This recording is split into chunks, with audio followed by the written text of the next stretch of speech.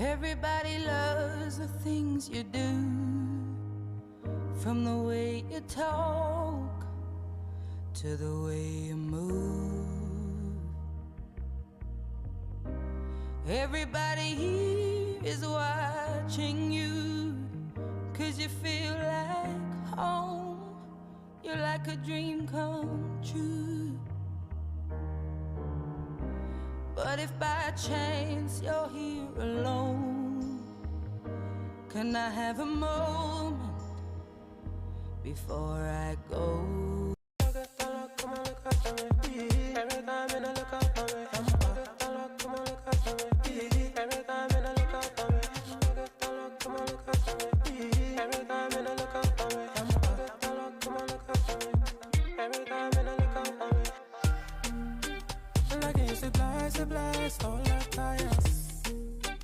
Looking so surprised, don't deny us.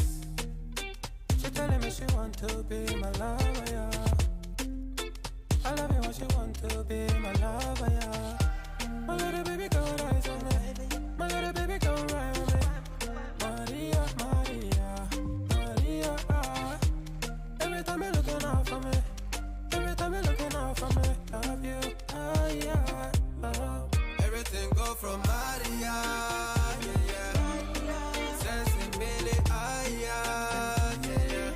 What's happening, guys?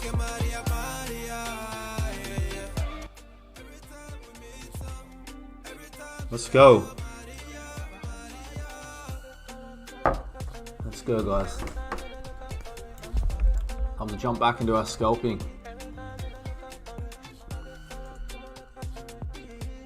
We are monitoring Bitcoin and Doge. Run a couple of early trades.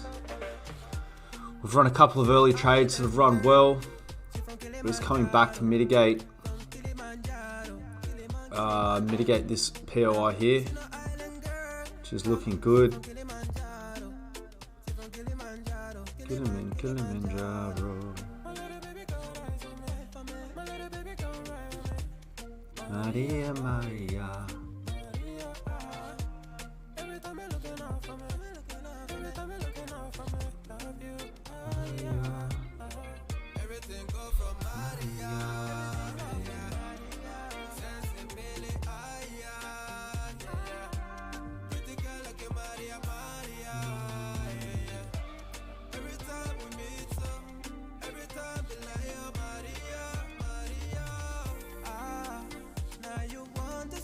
Time with me.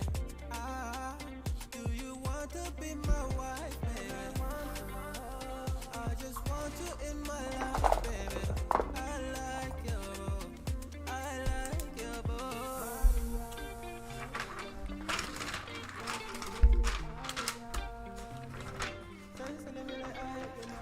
Maria, yeah. Let's grab our trading diary up.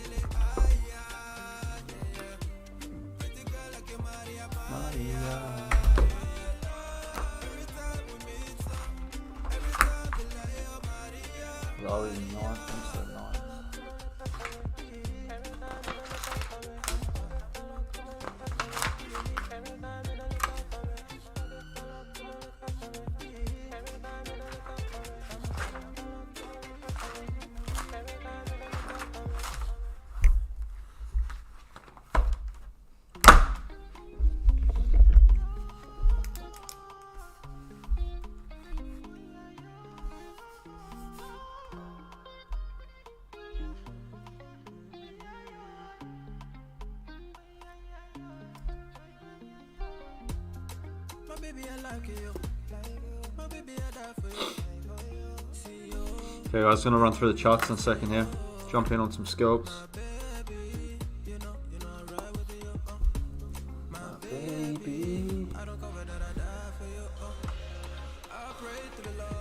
Seeing some nice, let's jump onto the dollar index to get started. High time frame, starting up on the 4 hour here guys, is what I've got my eye on at the moment.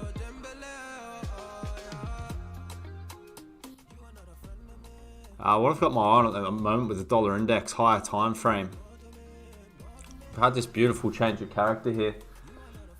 That's come and swept the imbalance swept the liquidity underneath, changed character. I've come up and mitigated this POI perfectly. Up in this zone up here. Got a nice mitigation there. Starting to find support at this this low down here that changed character. I am expecting price to come and take this imbalance. This was the run up on the CPI data. I am expecting price to come and take this imbalance. Whether or not we get this retracement into the 4 hour and then drop back down, but this is our cycle climax. Jump onto the daily here. If we break below this, so if you follow market structure on the way up here on the daily time frame, sort of have swing low, swing high, swing low, swing high, swing low, swing high, swing low, swing high, swing low, swing high. If we break this low here, it's basically a higher time frame change of character, and it'll be interesting to see what the dollar wants to do from there. But I'm not expecting the dollar to break that cycle climax. I'm expecting to potentially sweep the liquidity that's under this trend line low, fill the imbalance from the CPI data, and then continue bullish going into the last couple of months of the year. So it'll be very interesting to see. Lower time frame at the moment. Let's jump down to the 5 minute for the dollar.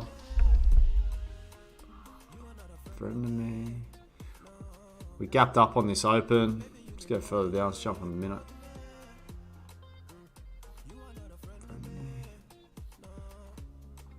So we gapped up on this open.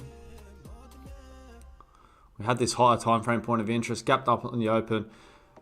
Clear out my drawing that I did earlier. I was expecting this retracement to fill the gap, which we've done, and now we're pushing bullish again. So we need to monitor this for the day, see what happens. We're continuing to make some highs here, but it might just be into a certain level before coming back down. So we'll keep an eye on the dollar here. Crypto had an absolute tank over the New York end of the New York session, so it might need a little relief rally. We'll have a look, but we are scalping it today, Bitcoin and Doge. So that's what we're seeing for the DXY. We're going to continue to come back to it. We have had the imbalance fill, so we can see what happens here.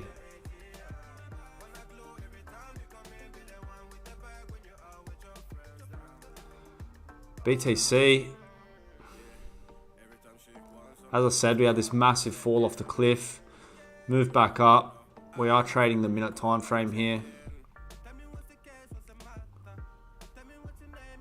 We had this last POI down here before it broke structure. So this is our last order block that broke the structure here. A clean break, a large break, sort of a violent move to the upside. Market trailed down to find that zone. This is where we jumped in this morning. We opened up at about it was about 11 o'clock when we had to start opening, looked at the markets. 11 o'clock Sydney time. Jumped into our first trade, minute time frame. Let's run through this before we jump back onto the live markets. So we hit our zone. So once we hit our zone, we crank on our Heikin Ashi candles, turn on our MA9, and we entered on the first Heikin Ashi shaved candle close through the 9. So we entered on that. We entered on this one here, actually, a few percentage forward of that candle, got the 1-to-1.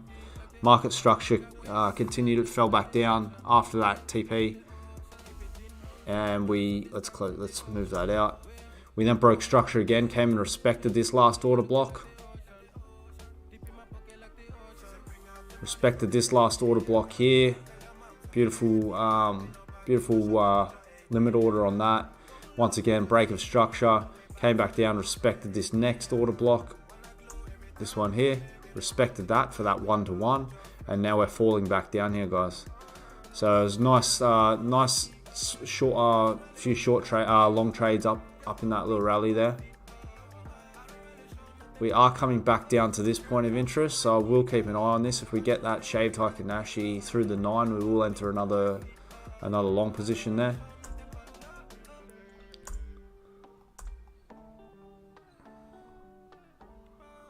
If we don't, we could be seeing a drop down into some of these order blocks down here, which we'll mark up. Nothing is as strong as this order block that really drove the structure above this high here. Broke us up through here. But we do still have a little bit of imbalance in the market further down at these levels.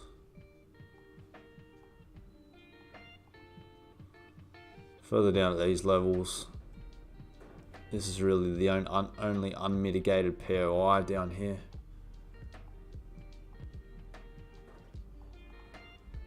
Last unmitigated POI, these ones here, this POI got mitigated by this. This rolled back down, mitigated this POI, rolled back down, mitigated this, then we broke structure. That's why this POI held so well. And that's why we had this one marked up to get into some shorts.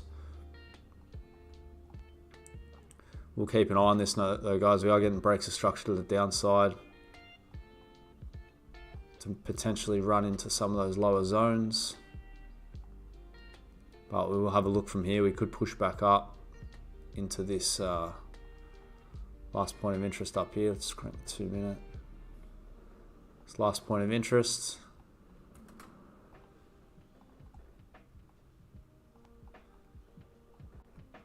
Looks like we could come down for a liquidation sweep here.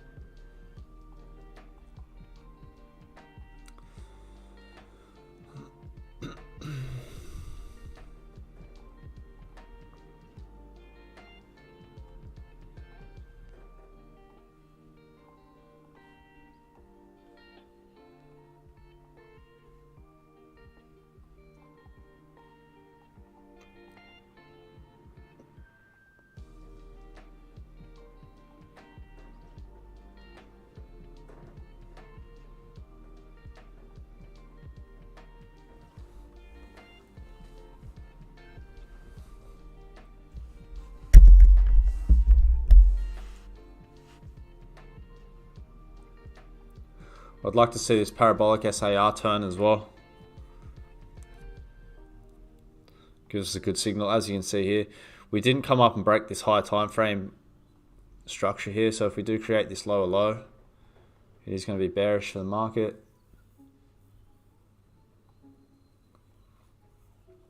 But if you just follow the swing points, so to swing high, you swing highs, swing lows.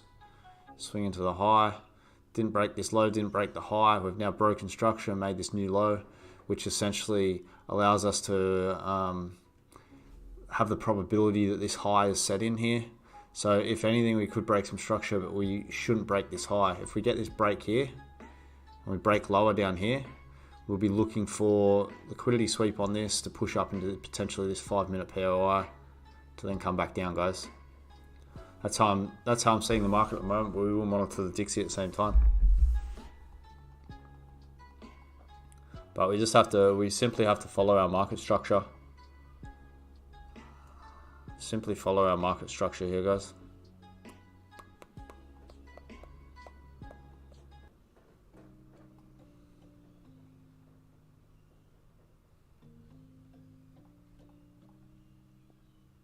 It's just some internal structure. Break down, potentially close. I'm going to look to scalp this back up into this point of interest. If not, may come up into this 5 minute point of interest. I don't want to get rid of that, which we have our alarm set on.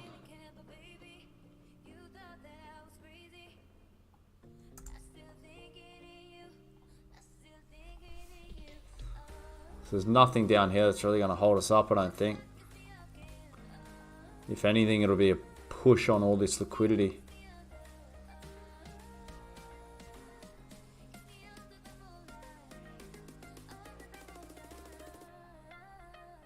Yeah, so look at our liquidity indicator here, guys. As this market's pushed back up, a heap of long positions are getting put in. Here's all the stop losses. So I'd like to see potentially we're going to sweep both sides of this liquidity, whether or not we get that push to the upside and then come back down, induce more liquidation stop losses down here. Potentially push to the upside, sweep all of this liquidity up here before getting that.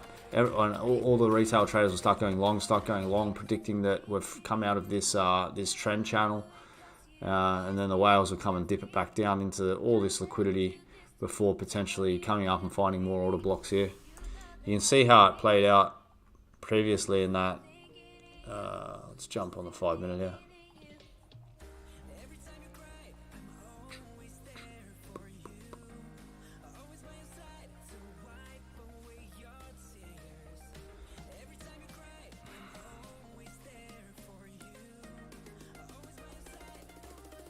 Hopefully these, see here, dips down, gets that rally back up to take more of this liquidity, and then tanks back down. I would like to see a push up into our higher time frame order block up here, guys. Look how much liquidity is sitting up here. Absolute crazy amount of pooled liquidity up here.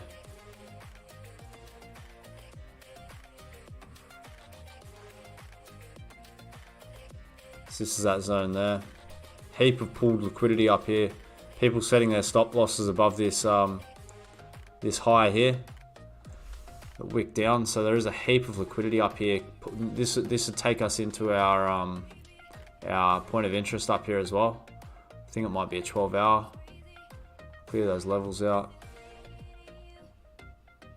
This might be our daily level actually. Yeah, it's our daily point of interest. So can potentially see a sweep onto the downside here before this rally up. Large imbalance in the market. But more than likely we will do similar to what we did here. We pushed up and you slowly taper along. Takes a while, but it does eventually push up. Sweeps up into that liquidity and comes back down. So high time frame, that's what we're looking at. We are in a bit of a weird market at the moment. We are still printing a bearish candle here.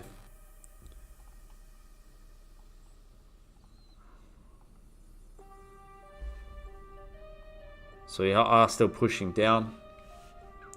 Potentially come down and fill at least 50% of this candle here, which will take us into some of those lower point of interests we looked at before. If you pull that through, mark the 50% on this wick.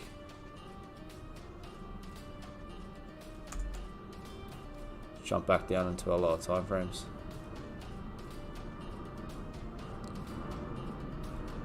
So this is 50% of that wick. This line here, it's 17,861.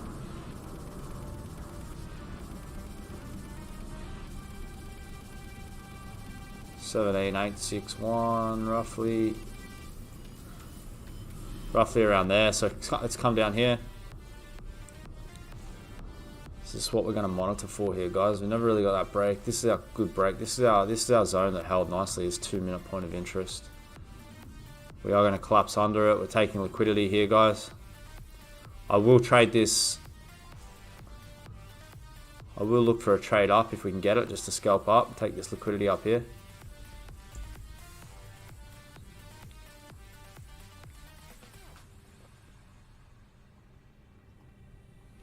Just got to trade what the market gives us at the moment. But like we said, we're still making lower lows, lower highs. So if we're looking for retracements here, it'll be into this point of interest here, 2 minute point of interest, and then this 5 minute point of interest as well. So we've got our alerts set on them. So when price does come back to them, we'll jump onto the Heikin Ashi candles. Hey, there it goes. Push back onto the Heikin Ashi candles and look for some short positions.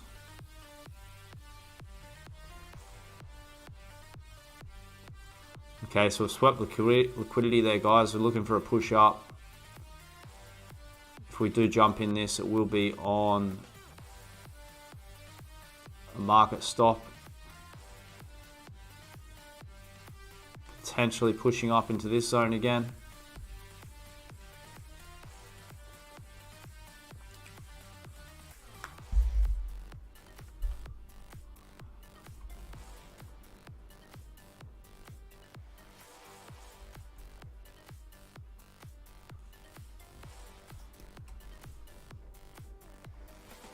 Parabolic, we're in this, guys. Right, we got wicked into this. Parabolic's turned over as well.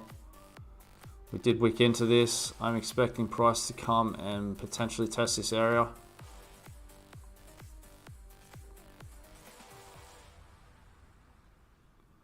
They're just doing the same thing. It's found its support here though.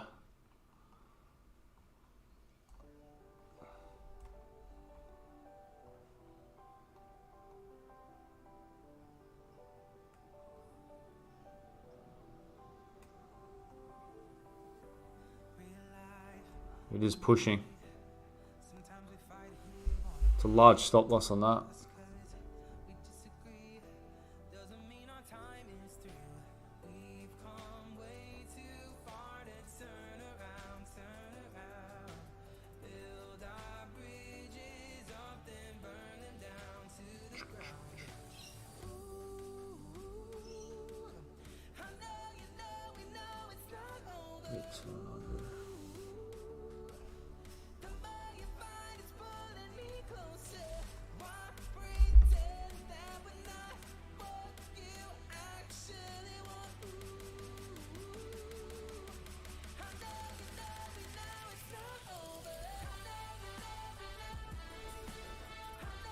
If that did grab, guys, it is a large stop.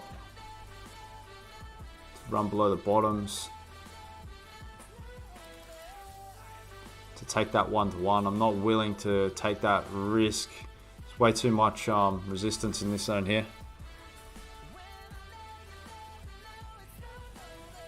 See if we can maybe get a little pullback and then another Heikin Ashi into it.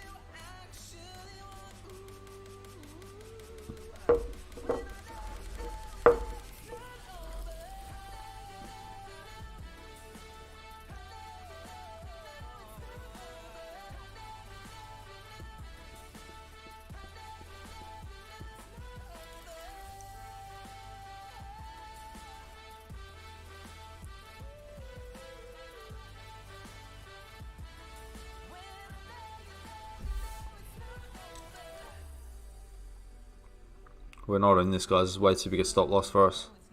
Looking for potentially another. If our parabolic SAR can stay like this and we get another blue Heikin Ashi, we can look to enter. We still do have these double lows, which I don't like to trade up.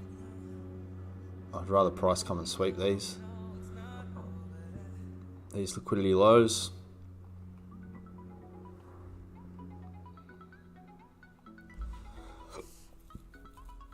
Let's have a look at some price action here, guys.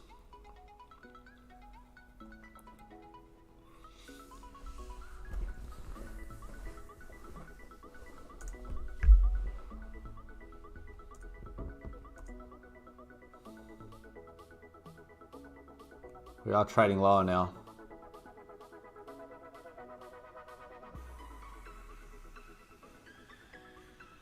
So we have this 3-minute point of interest, large imbalance in the market. It did hold up here.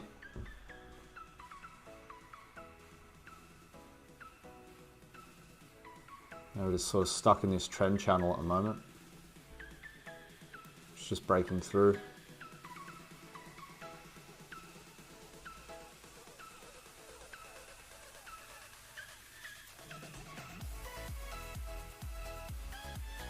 If we get a clean break here, we can look to some of these points of interest in here. Slightly higher time frames.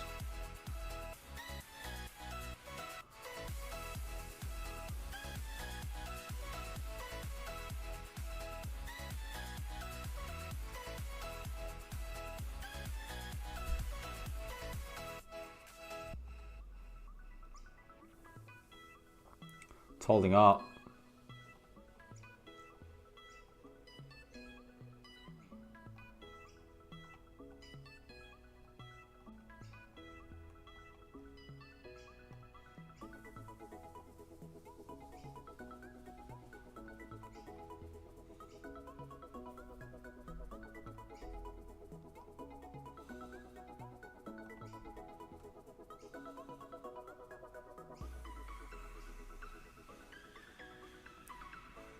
Just got the sweep on those lows. Let's keep an eye on this, guys. Don't want to force any trades.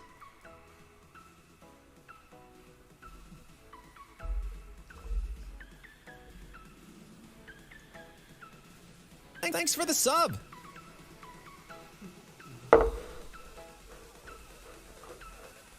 Don't want to force any lows, any trades.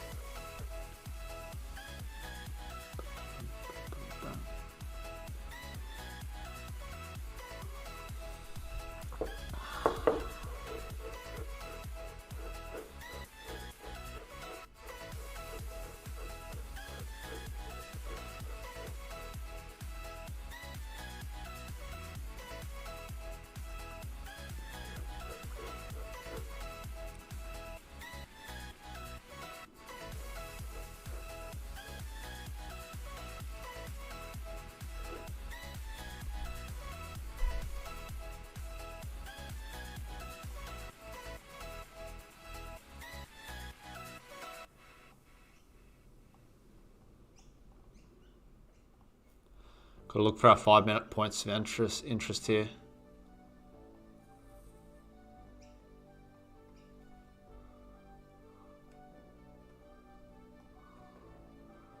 $10-minute. I'm gonna try to find this last down candle. 15-minute.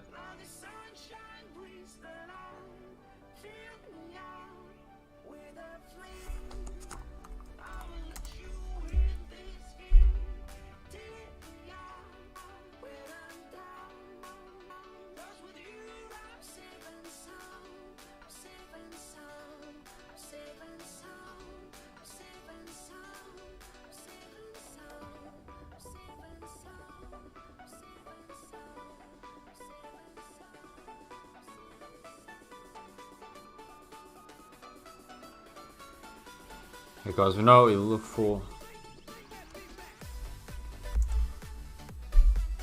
We know what we look for when it comes to POIs. I'll show you quickly.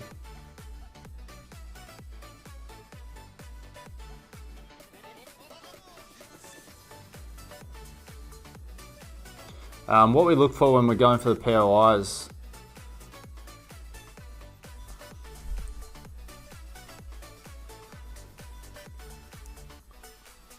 So the points of interest are whale blocks. We must be inside discount pricing, must have broken structure to be valid, strongest when it's unmitigated, strongest when imbalanced to be filled prior, so a violent move to the upside. Whale blocks do not have wicks. We have to check all time frames from sort of 1 minute all the way through to the 15-minute time frame to get the best zone for that order block. We do like to start at the higher time frames and work down into it, because a lot of the times price can come wick into the 15-minute zone and we can get our entry off that.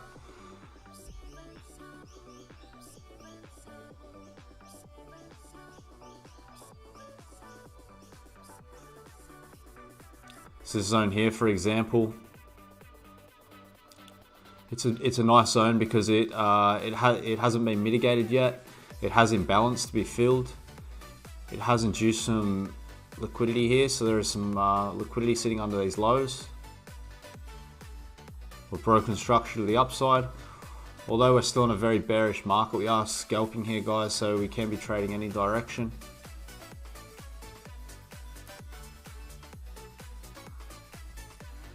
That's our POI for the 5 minute. We don't really have anything running up here unless we jump down into some lower time frames. Sort of have this breaker block through here. Have this breaker block here, which should have been a bearish order block for price to come and mitigate off as it broke structure, came back, and it just pumped straight through it. So this is a nice it's a nice zone just to mark up as a breaker block. Price can potentially come to this zone.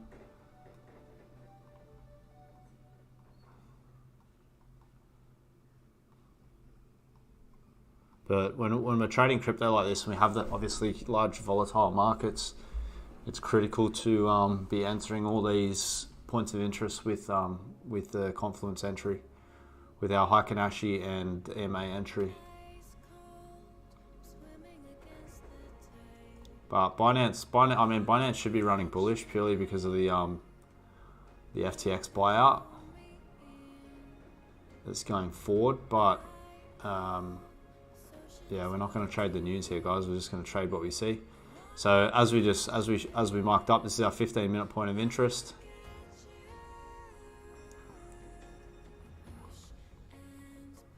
$15-minute point of interest. We have that nice imbalance to be filled prior. We have these liquidity lows that have been induced here.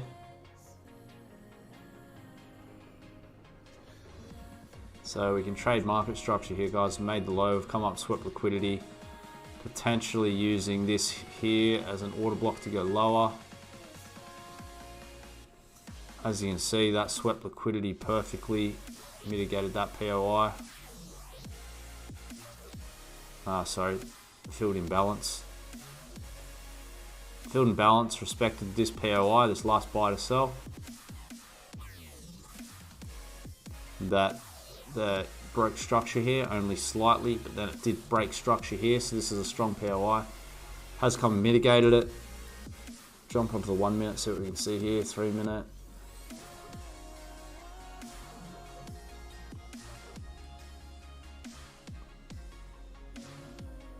I want to see what we can see from this zone here. We haven't had the break on this structure, which doesn't make this a strong point of interest.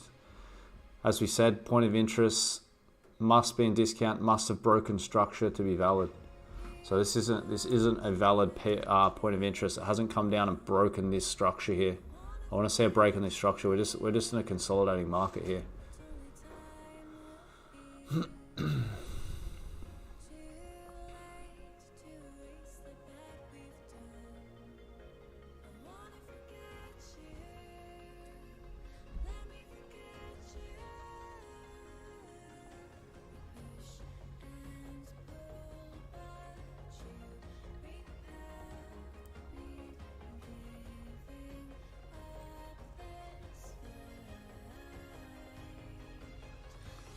Honoring this trend channel here, guys.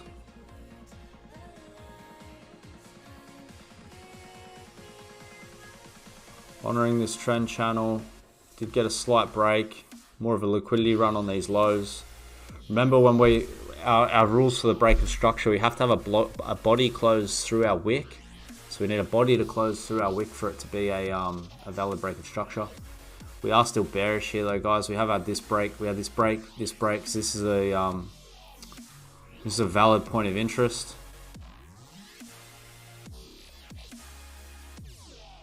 If we can get a confirmation entry from here, if not, we'll be looking to push up into this. I believe it's a 5 minute point of interest. What was it? What was it?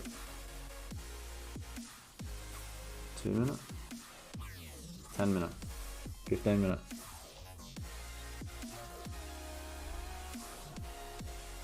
What do we have that one? Must be the 1 minute. Sorry, the 1 minute. We have this valid 1 minute point of interest up the top here.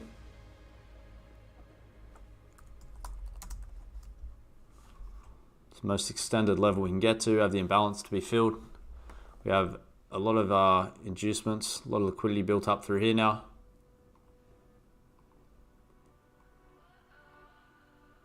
So we just have to monitor this. We are honouring the trend channel at the moment. Keep an eye on the dollar index as well. The dollar index can find some support. See how we go. I don't want to be trading against the trend here, guys, but just mark some of these zones up. Has broken structure. Had the gap fill. Came back up. Didn't manage to break the structure to the upside here. Created some internal liquidity. Created this internal liquidity high.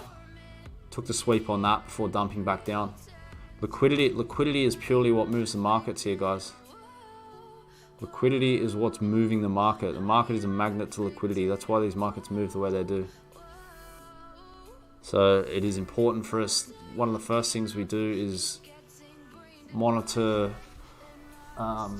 where liquidity is at all times. As you can see, the liquidity sweep down here, only minor, but it is the liquidity sweep. So we are looking to potentially push up here.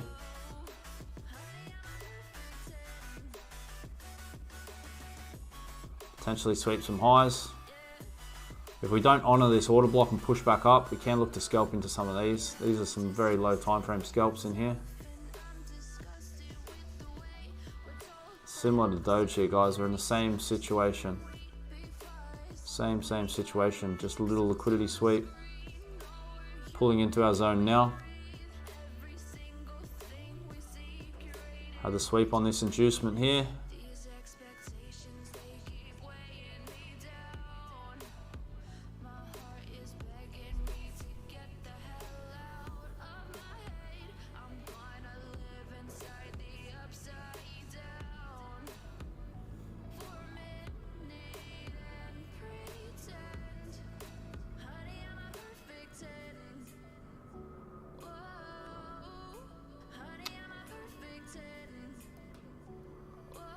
Monitor this for a little short.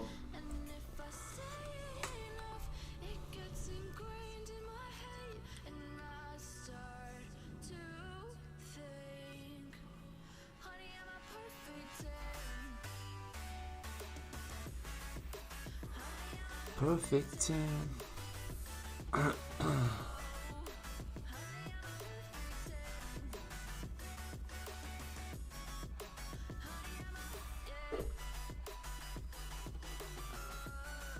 We don't want to force trades for the sake of forcing trades, guys. I'd rather come up into this zone up here.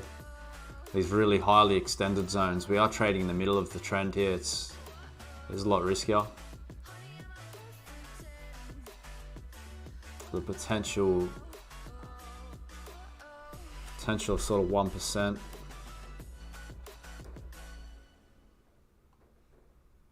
Let's see how normal Japanese candles are reacting from this zone. Looking to get that engulfing, push back up.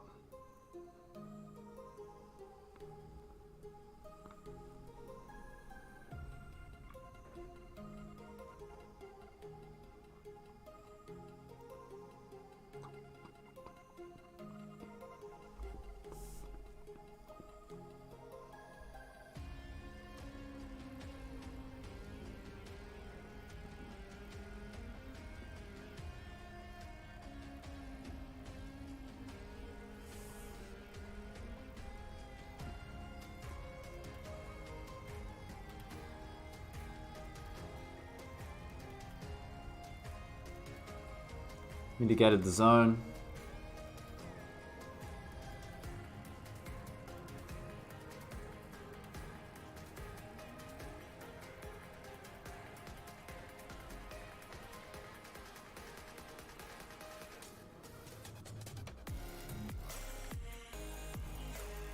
Mitigated the zone, guys.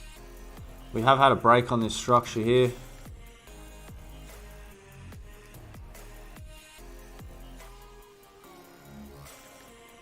What caused that break? It was this zone up here, this last push. We get this push up in here as well.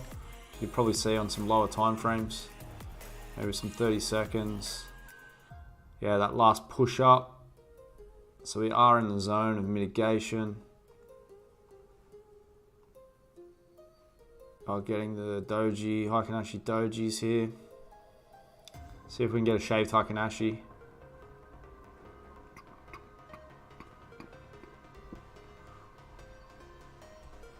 I will potentially be looking for a sweep on these lows here, guys.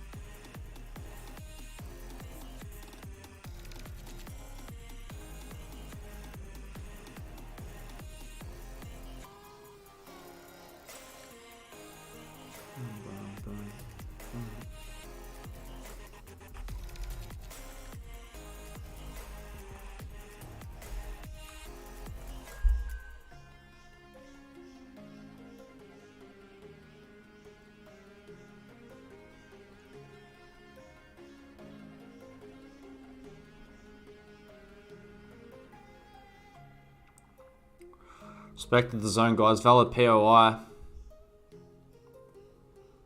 Valid POI.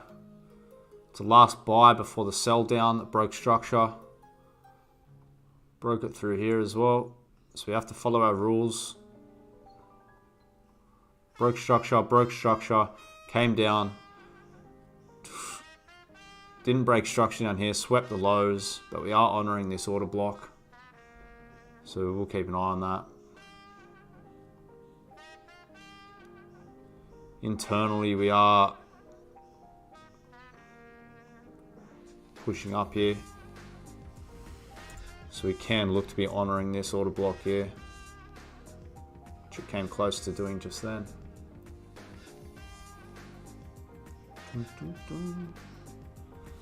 2 seconds, guys. Let's get some water.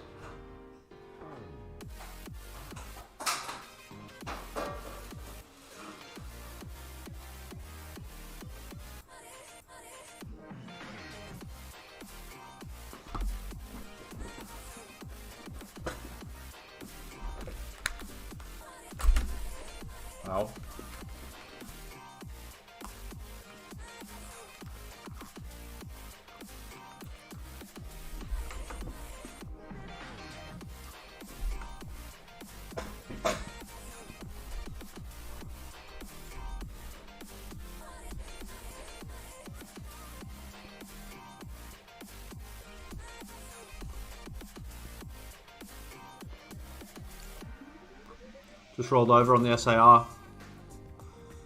1 minute time frame. Bang, large wick down. Just rolled over on the SAR. I assume pulling through the EMA. Yep. Currently monitoring.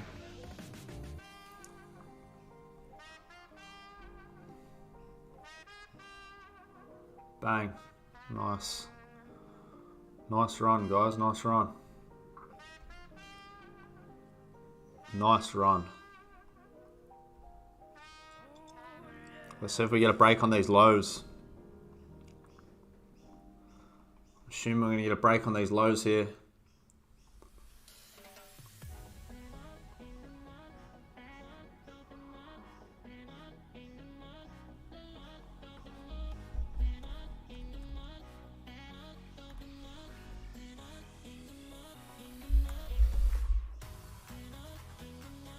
Break even, stop loss to break even.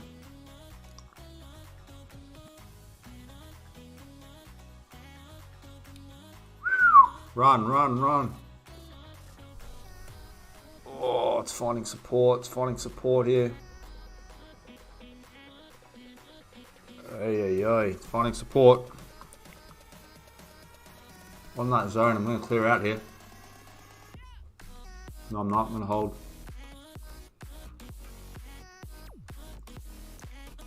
Let's wait till we get a doji on the, we're at break even. Let's wait till we get a doji on the Heikin Ashis here. I don't want to shut out an opportunity to run. We got in here at 0.08675. 8675.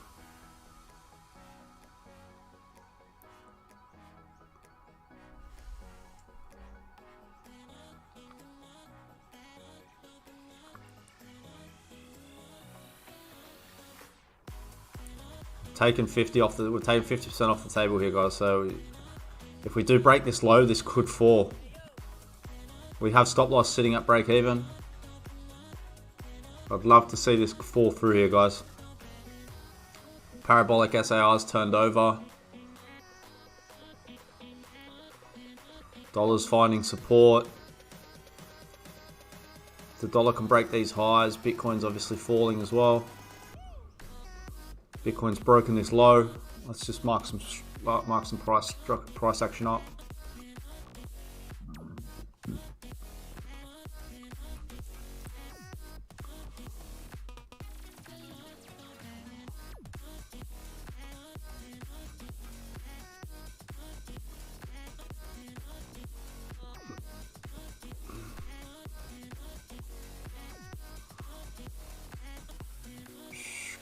I'm going to monitor this trade. Got to keep an eye on this.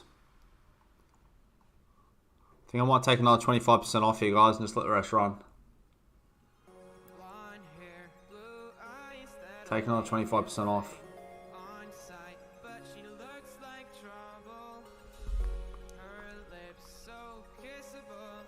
Righto. Beautiful timing.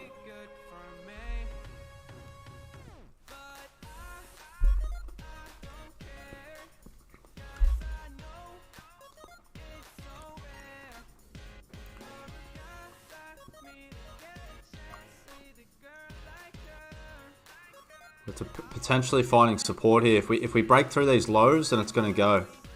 It's gone. But if we find support here in this point of interest, this point of interest didn't create our first break. Came back down. We didn't honor this second one. We cleared straight through that, but then we got that break. So potentially this was a zone that created this break. We'll monitor, but if this falls through, it's going to go. We don't really have anything holding this up once we break through here.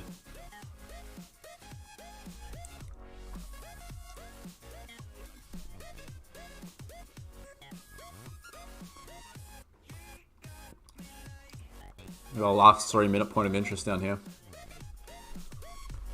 We got our first body close through this trend channel. It's not looking good for Doge here, guys. Beautiful short to get in though. Beautiful short, beautiful short. Let's just go through this let's just go through this trade again. Let's run through this trade again. So we have this point of interest here. It was a 2-minute point of interest. Beautiful wick in. Monitored on the Heikin Ashi. So we got the signal. Monitored on the Heikin Ashis. We got these dojis. We entered in on this shaved candle here that broke through. Not that EMA. Broke through our 9 EMA. We had the crossover on the parabolic SAR, and we jumped in at that point, 1-to-1. Knocked 50% off at 1-to-1. I grabbed another 25% about here somewhere. So 70%'s taken off the table. Trades moved to break even. We've had another little liquidity sweep. Similar to what we did here. Liquidity sweep, liquidity sweep. Remember guys, a break of structure is when our bodies close below the wick.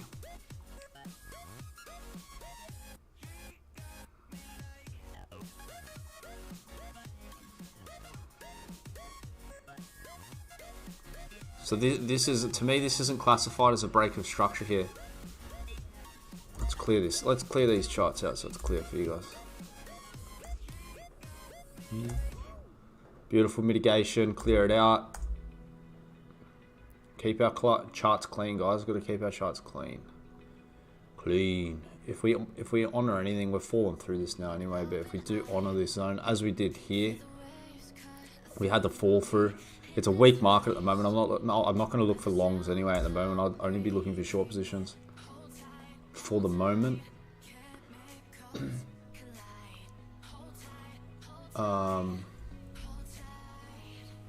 What was I talking about?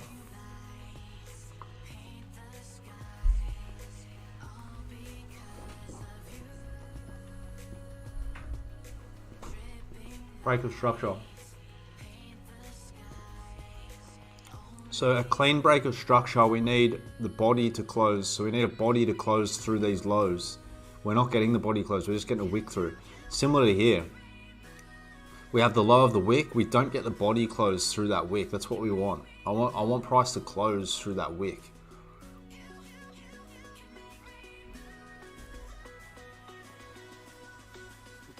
We're holding this, guys. We've got stop loss at entry. It's not a strong market. Dixie's probably finding some... Ooh, Dixie's going as well.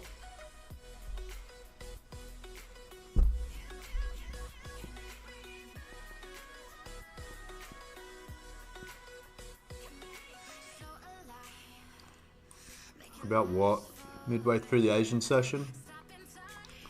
Midway through the Asian session here, guys, it's never a very volatile market during the Asian session. As you can see, we'll look back on this just on a 5-minute time frame. We did have a dip here in the Asian session. Very flat, very flat. It's more on the dollar, we can see it. Dixie's a good one to show it on. Dollar index is flat. Dollar index is flat.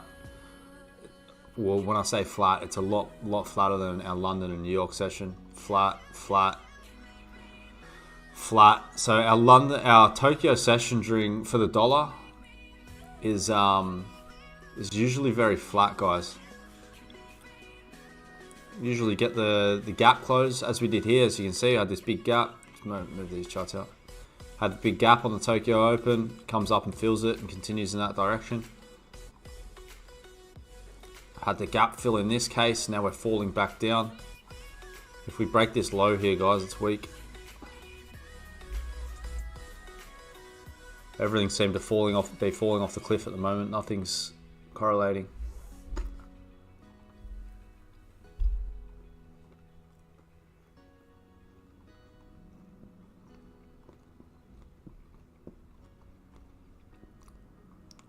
We're holding on to 25% of our trade here. Currently 40% in profit.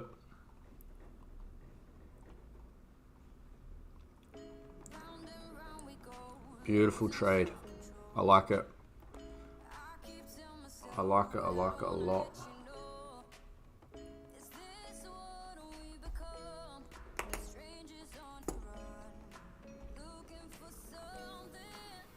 Had this liquidity grab here.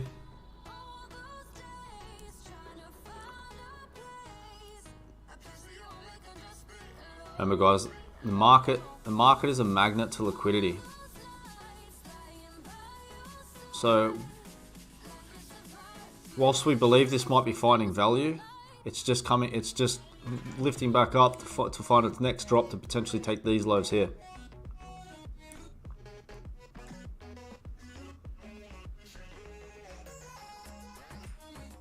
Come and sweep these lows down here. Large imbalance in the market, guys. Large inefficiency on the 1 minute time frame. We do have this zone marked up as a 3 minute point of interest. It's our last big candle before the drop off. Have the imbalance. So we'll keep an eye on this, guys.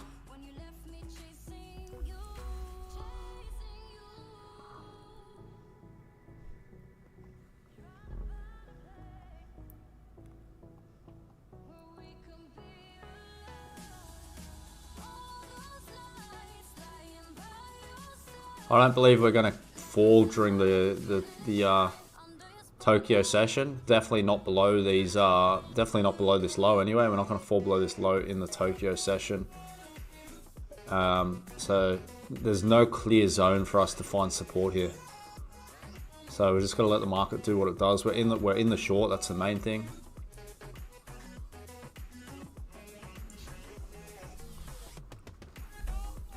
We are in the short, looking to come and take this liquidity here.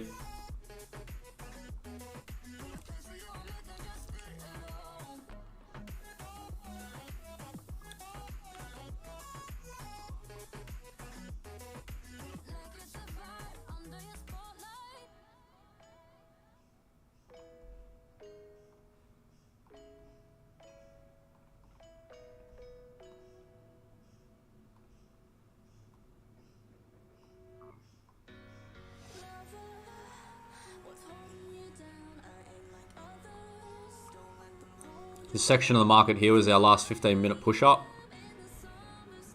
Can look to respect that.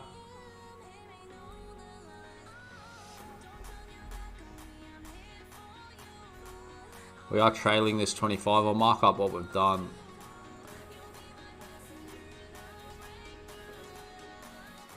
Did take 50% off there. TP1, we took another about 25% off here. And we're just going to trail this. We're going to trail this on the Heikin Ashis. This is a perfect way to show you how we trail our trades actually.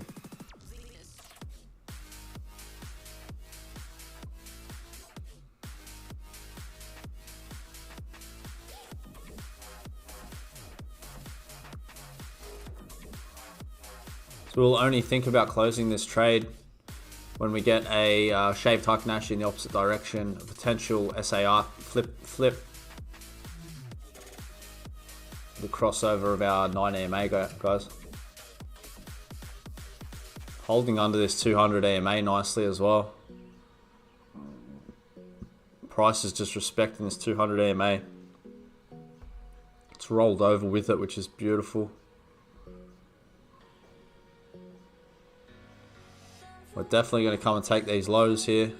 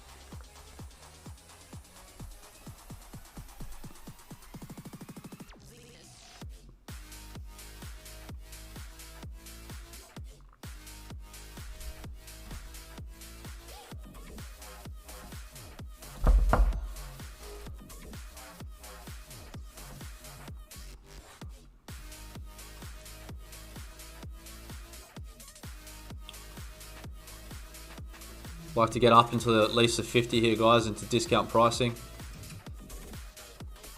Mark this up. Discount price fib.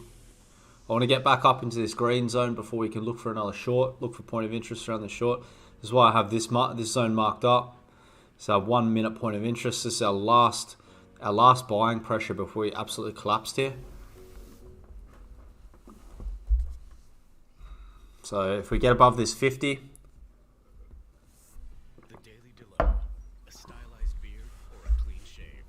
get above our 50 fib here, guys. Potentially short back off this POI. Let's clear some of this out. Mitigated.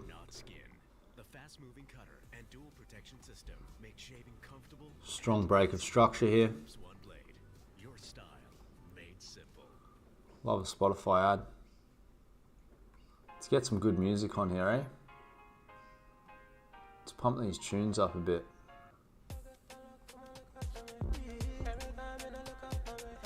By the way,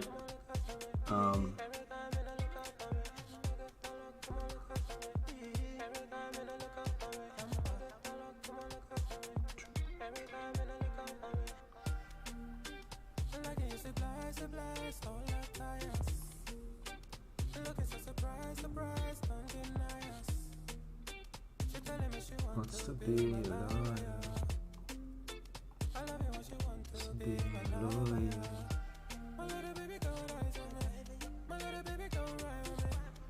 Maria, Maria, Maria, Maria.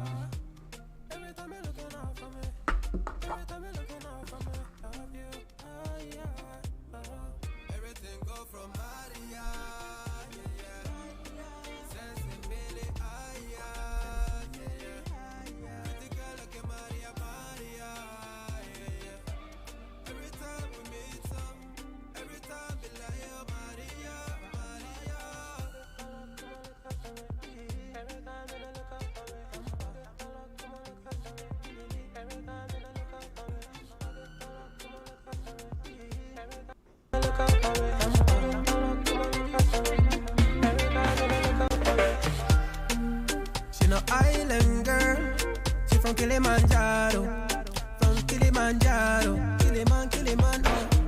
Nah, she no island girl, she from Kilimanjaro, Kilimanjaro. My little baby girl, rise with me, my little baby girl, rise with me. Maria, every time you're looking out for me, every time you're looking out for me, love you. Everything go from Maria. 2 seconds here, guys. Pretty girl like a Maria. Every time we meet some, every time we lie, oh Maria. Now you want to spend more time with me. Do you want to be my wife, baby? I just want you in my life.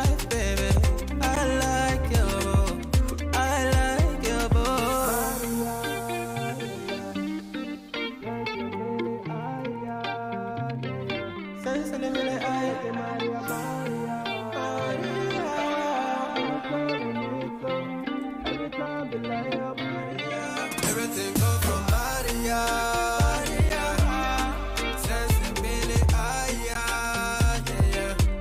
Pretty girl like a Maria. Every time we meet some, every time we lie, oh Maria. Every time you look up for me, every time you look up for me, every time you look up for me. Getting the rollover on that SAI now. Still going to hold this. I'm still bearish on the market. I don't believe we're going to break this high. We can look to scale back in. Sorry, I'm on the wrong chart. Look to scale back in. Potentially at this same zone with the profits. My baby, I die for you. See you, you know, I see you. My baby, you know, I ride with you. My baby, I don't cover that, I die for you. I pray to the Lord the Lord. I pray to the Lord. Fatumata Jambele. Everything being safe again, man. Everything for your Jambele. Oh, Jambele. Oh, yeah. You are not a friend of me. No. Baby, you mean more to me. More to me. You are not a friend of me. No. Baby, you mean more to me. More to me. Ooh. Promise, Bobby, call you back, yeah. Oh, yeah, yeah. You looking like me, oh, yeah, oh, yeah. You see me be like, I'm not a naughty rider. Let me please you right tonight. Don't make plans tonight, yeah, yeah.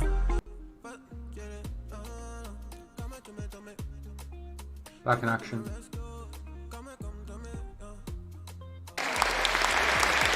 Back in action, back in action.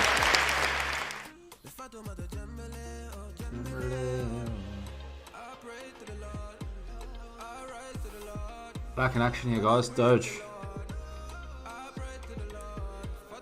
Clean break. I want to come sweep these lows here.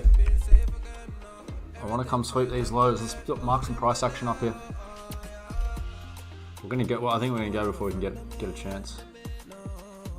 1 minute. Let's turn our SAR on. SAR's just flipped again. Holding out 25%. Let's see if we can get a break on these lows. Let's mark these lows. Let's ping these lows through. Tell you what, very close to it. We're gonna get a wick down here. There it goes. Liquidity purged. Liquidity purged. Oh. Trailing our trade here, guys. Potentially taking our 10 off.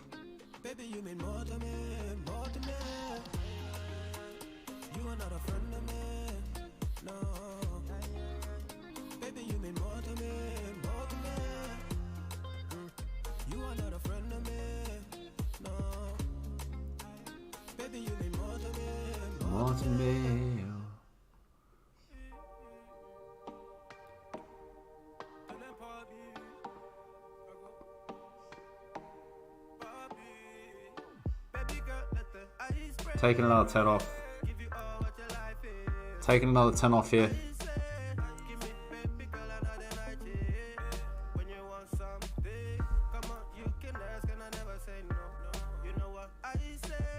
$15% left on the trade, guys. 63% we're sitting at. Beautiful trade. It's a beautiful thing. It's hard to know where we're going to find the support here. We do have this last sell before the rally up. We did come and mitigate it once. We've just broken that structure. We're sitting here now. We do have this large imbalance to be filled, but I'm not sure that's going to happen during this Tokyo session, guys. I'm definitely not going to try to catch along anywhere here. The market's moved on us. The only thing we can do is scale into some shorts.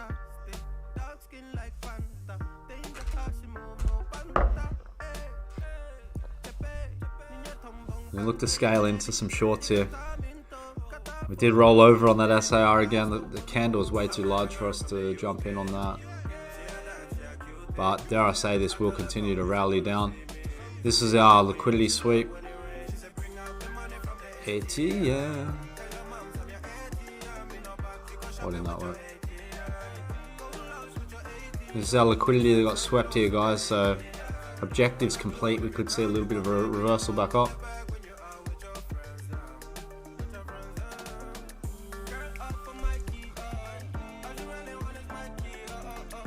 So Elon needs to come to the party with a tweet here to keep this safe. Twitter is the worst, but also the best.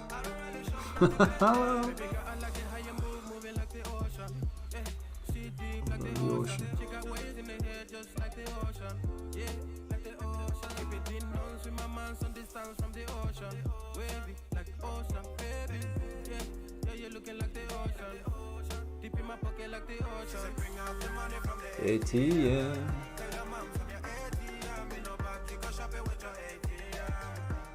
Robinhood's down 20% after Binance announced FTX acquisition. See what's going on in the media. Binance to buy FTX. Binance to meet up with hostile take it. Everything's about Binance taking over FTX here, guys. Is Bitcoin really better than People used to use all. right now? Well, there is never a dull day.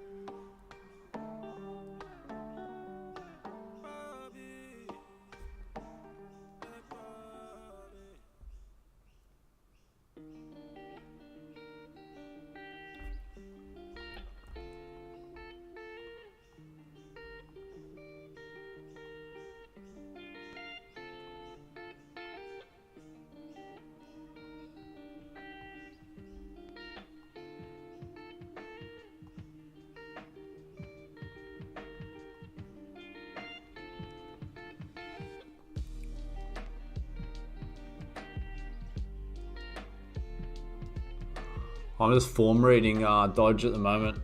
I want to get out at the prime opportunity. Just form reading on the 1 minute candles here, guys. It's coming down to meet our 3 minute POI as we discussed earlier. 3 minute. This is our last big candle down. Our last sponsor candle or bank candle, whatever you want to call it. Our last big bank candle down before rallying up. So this is our area for support through here, guys. I think I'm going to close my position on the top of this.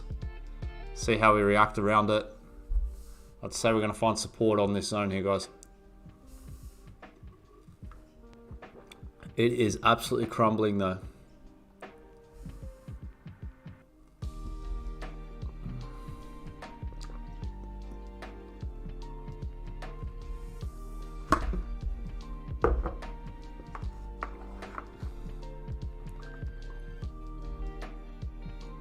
I'm just going to trail my stop loss on this. I'm going to trail my stop on this, guys. There we go, it just tapped into the 3. I'm going to trail my stop on this because I feel like we could rally back up any second here. I'm going to trail my stop. Okay, I'm going to get out here. I'm going to get out. Push down, push down.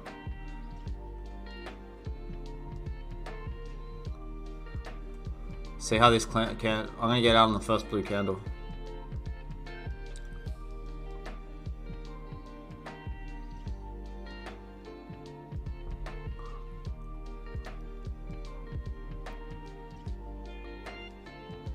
I don't know why it's making it so hard for me to get out.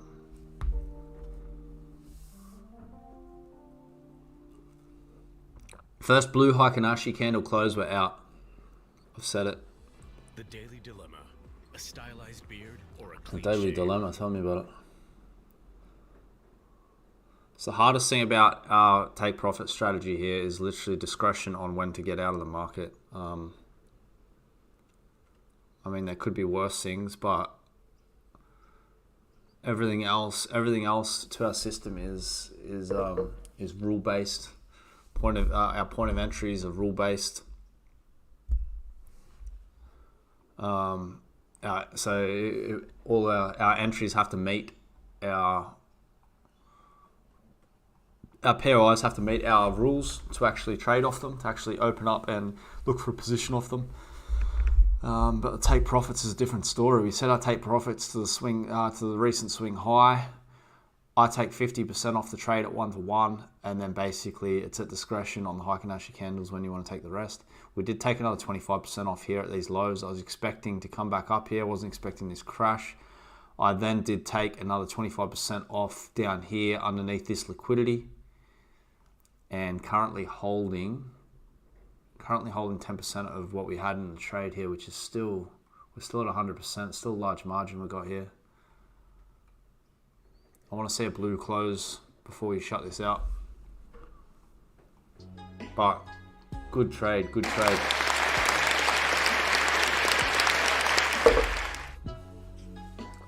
I'm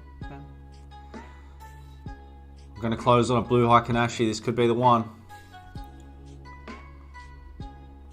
Unfortunately, the market's tanked. We need the market to find some support here for us to jump back in, unfortunately. I don't like to buy any of this. I don't like to buy any of this, guys.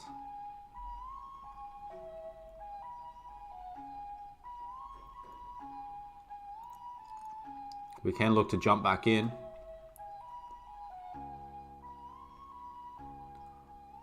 This is looking like our out here, guys.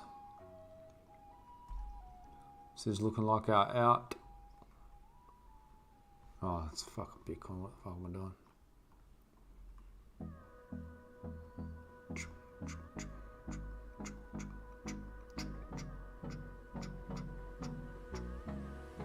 Oh. It is blue.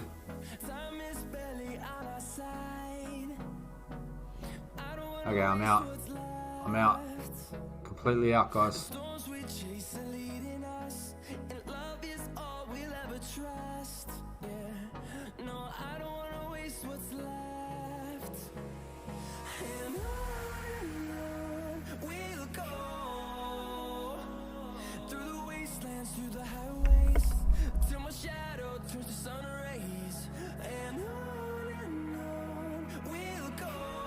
Completely out. This can go to the moon now for all I care. We are completely out. Beautiful trade. Beautiful trade.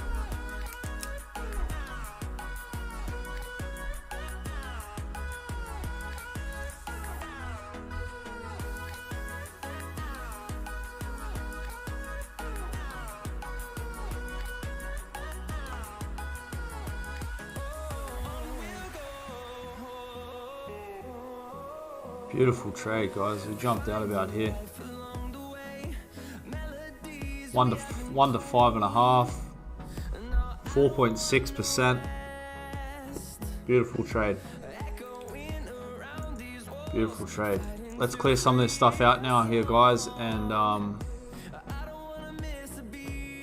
get some form reading on the charts here. Look at some order blocks to potentially jump back in.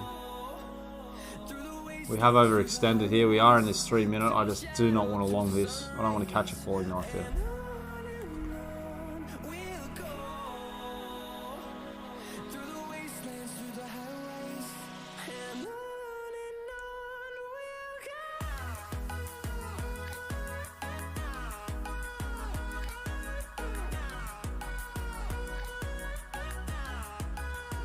The only way I will look to get anything from this is with a the SAR flip and an RSI divergence, an oversold RSI divergence.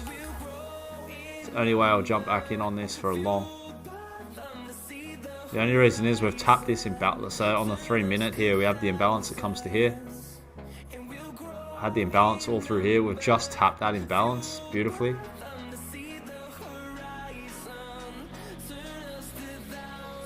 Tell you what, if we get in long here and hit our 1-to-1, it's I feel it's almost disrespectful to the market.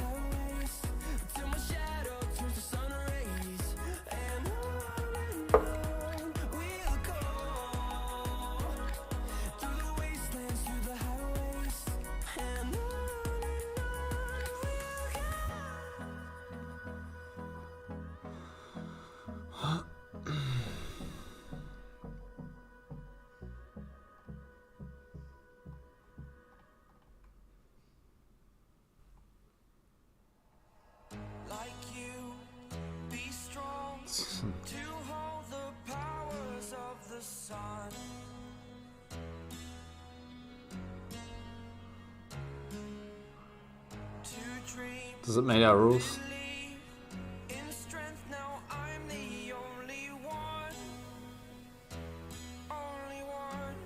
Just had the SAR flip. We are closing through EMA. 10 seconds left in the candle.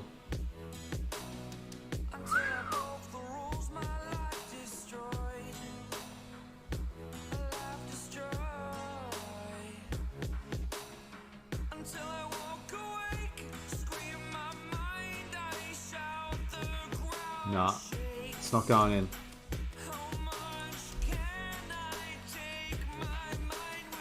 If we get this RSI divergence, we can take it.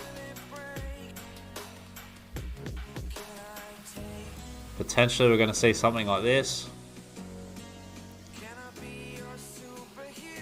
I'll be looking for a choco, and I'll also be looking for this this divergence on the RSI. So I want to see the RSI moving like this, and what that'll show us is price will still be moving down here, but the RSI will give us this divergence signal. So the RSI will be moving up, so we know the market's losing its strength. At the moment, we're just getting an oversold signal, and we're not just trading an oversold signal here, guys. I'm not going to give back profits we've made.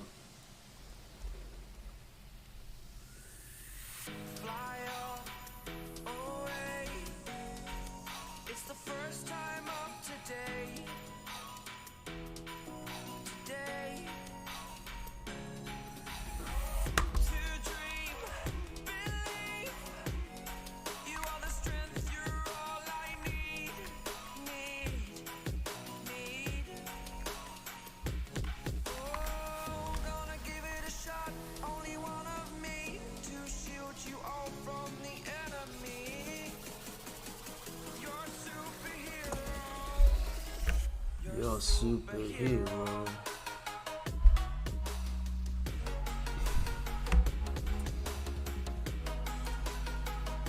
Yeah, let's clean this all up a bit, see what we can find here, guys. Let's remark up some price action for our next move. Close all of our filters out. Close everything out.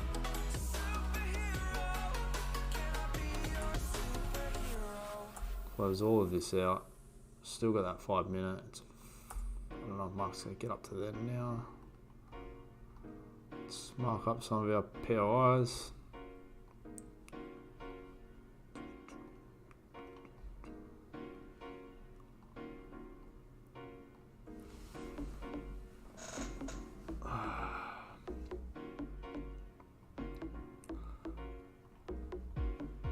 Last up move before the sell down. Generated imbalance in the market. We're extremely bearish. I can expect to come and mitigate some of these zones. But as we know, when we have a zone like this, play ball, play ball, play ball. When we have a zone like this, what's the reason that we look for the confirmation here? We don't just trade a limit order here, and the reason for it is purely because we have a large amount of imbalance up here in the market as well. So this can purely just be an inducement, and we can form some interim structure in through here before making that next swing high up here, guys. Which is what's going to happen in this market. There's no doubt that's going to happen. We're going to get a swing higher further up in here. Maybe a continuation of this retail trend down through here. So another swing high up in here. So this is currently what we're looking at. We don't trade trend lines, guys. We purely put this here as a retail perspective of what's going on.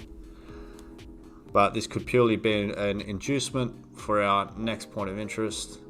Let's try to find a nice point of interest in here. Scale up timeframes, scale up timeframe, scale up timeframe. I like that push there on the 5 minute. I like this last push on the 5 minute, guys.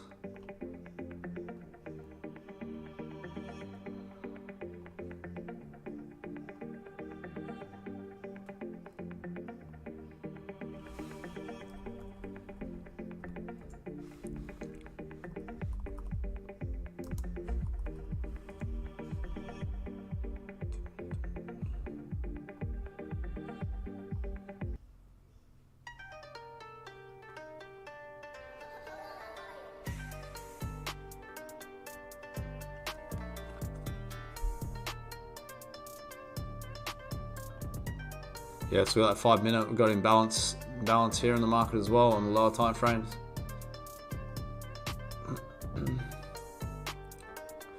We then do have the 5-minute point of, it was actually the 1 minute. I'm going to mark this up as a 3-minute point of interest. The last push up for the sell down. No wicks involved, very minimal wicks with that violent move after it. There's a little tiny bit of imbalance in there as well. But the market's just continuing to fall here, guys. Not giving us an opportunity to get back in, which is fine.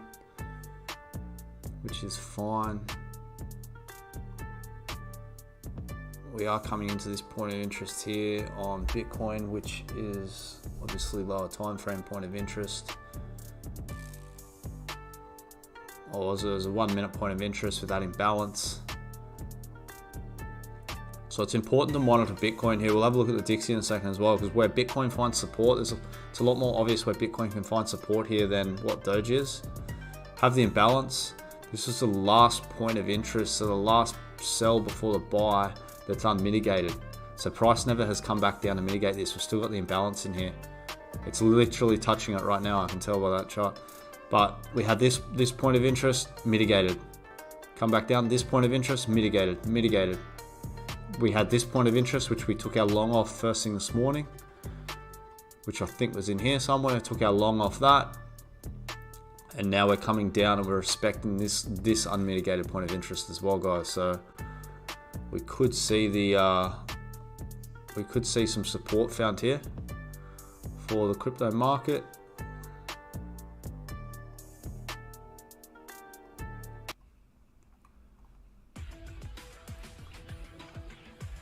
The only way I will trade this is with a change of character here, guys. The only way I would trade long is with a change of character. Potentially, we'll look for that scalp up there. It's the only way I'll confidently run this long trade with a high probability.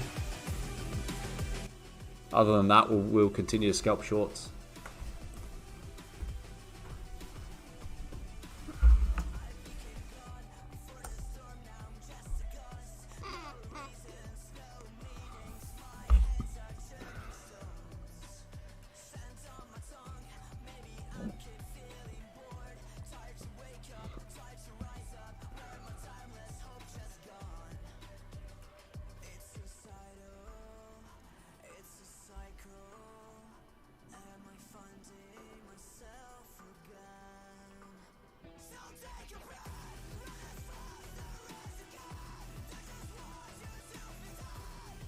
That's what we're looking at, guys.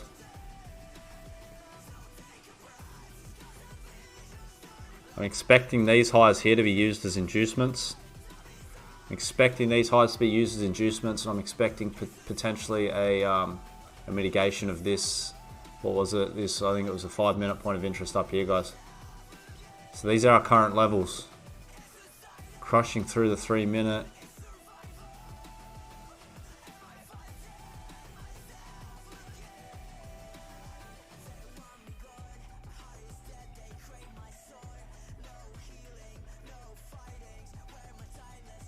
That's an example of why we're not trying to, you don't just try to catch longs here.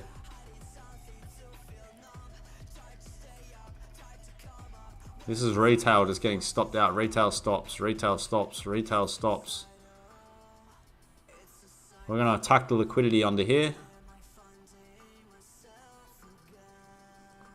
Purge the liquidity lows here. And we also have these liquidity lows under here.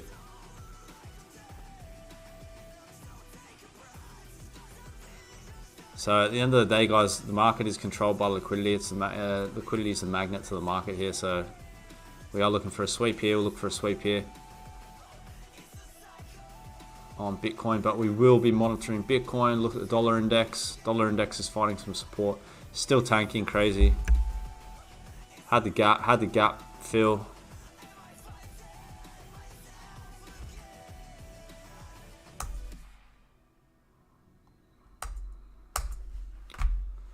Still got to monitor market structure here, guys.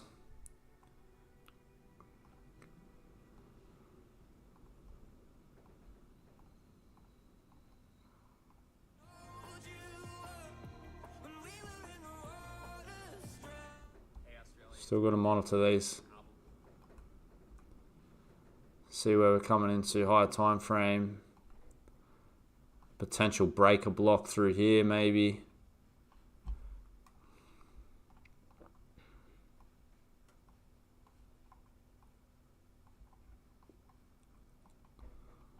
Sort of looks like we're finding support on this breaker block through here.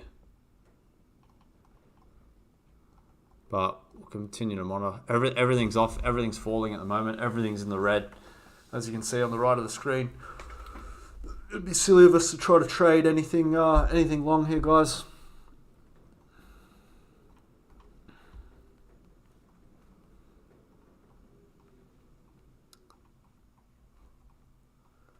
See if we can get a break on some structure.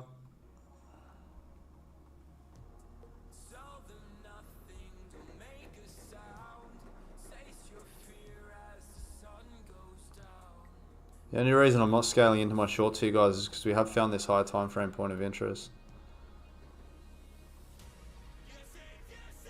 But these still are valid POIs.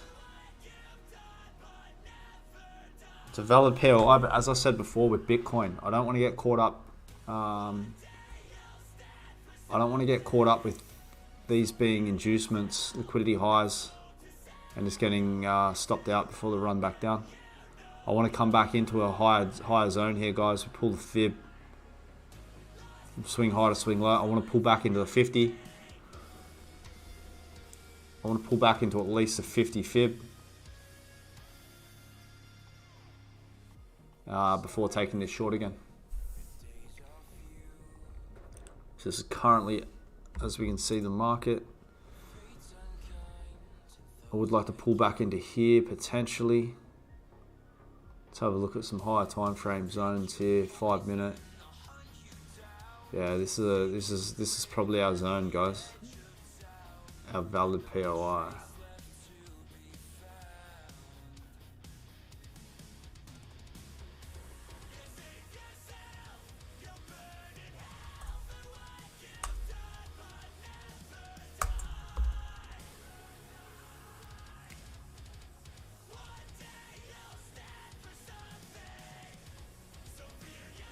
Let's see what this RSI is giving us now. Okay, we're getting that divergence. We're breaking structure. Just gotta look for a parabolic. The SAR flip. SAR has flipped here, guys. This is the divergence I was talking about. Low prices making lower lows. Divergence indicator. We're losing the strength of the fall here. If we get a body close through here, we potentially take a long.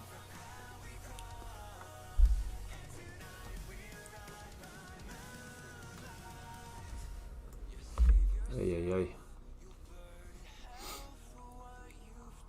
want to see what this is looking like on Bitcoin as well. It's not as strong a divergence. We're not getting the body closed through here. I'm going to trade everything with Bitcoin here, guys.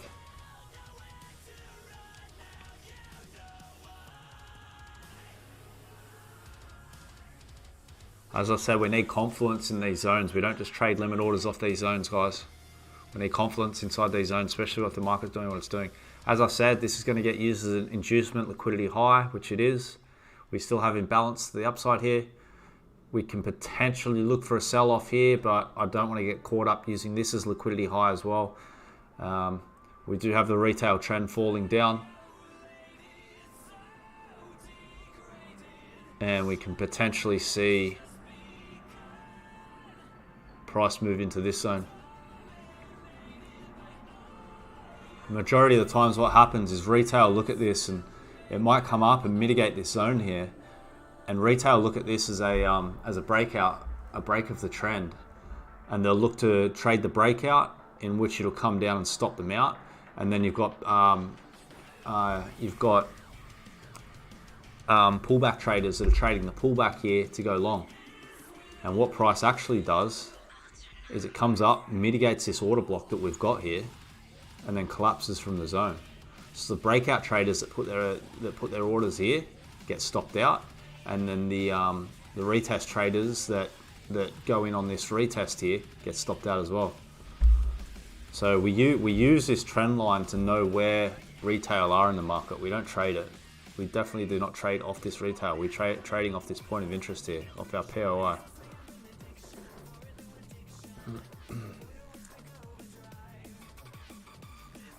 Let's monitor here, guys. We can potentially look to get into another short.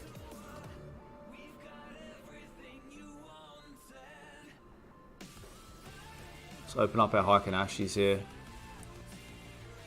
Remember, guys, we're only entering on a shaved Heikin Ashi back through that 9 EMA with a potential SAR flip. As we can see here, shaved Heikin Ashi through the 9 EMA with the flip, and this was inside our point of interest here. We then haven't caught anything here. We're looking to catch something here. Had the inducement. This is a solid zone, guys. If we can get that if we can get this rollover, we can get the same signal as we've got here. We're back into the short here. We're going to take another short, and we are going to target this liquidity low down here, guys. I want to target this liquidity low here.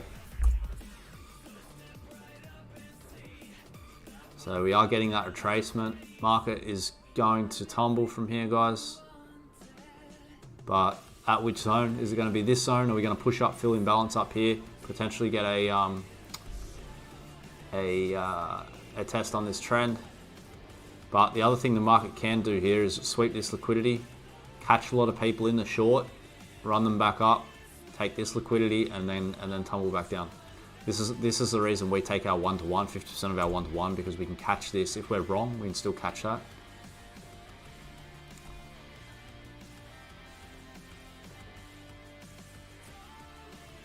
See if we can get our signal here, guys. See if we can get our signal here. I'd like to see a flip. It's not going to happen. 40 seconds left on the candle.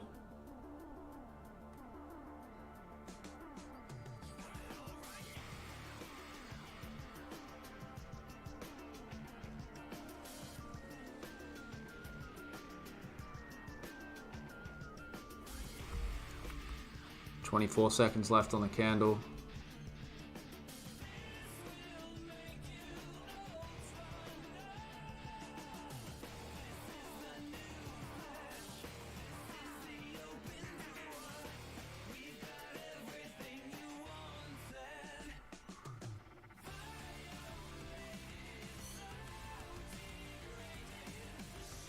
Is he going to tap us in?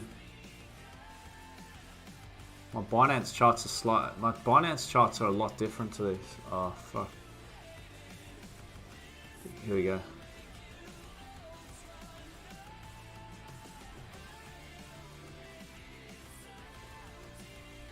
We need that close. We need that close through the 9 EMA, guys. We're going to monitor this candle. If we get that close through the 9 EMA, we can set our stop market.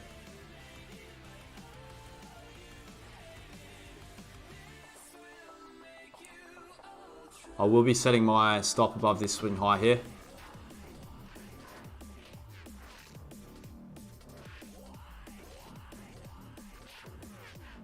If it goes the other way on us, we will try to cut this short as quick as we can.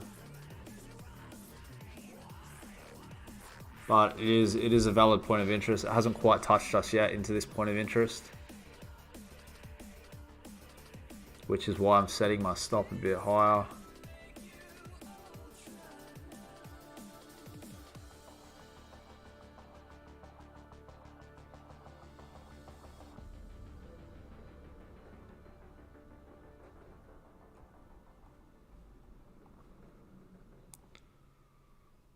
We've only just broken that 50 fib, guys. It's a little bit of a risk trade. I think I'm going to wait here and try to potentially get a short from up here, get our signal from up here. I don't like the fact that we've had that such a bullish push. We haven't had this flip on the SAR yet. Righto, guys. I'm going to be back in 2 minutes. Give me 2 seconds.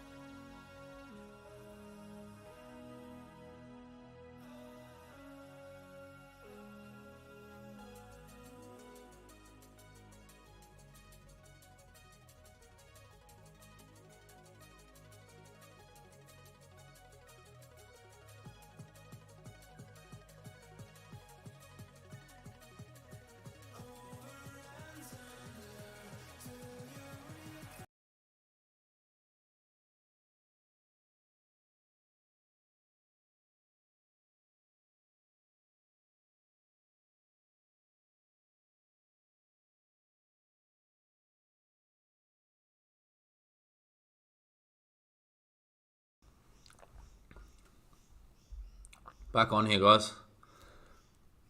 2 seconds.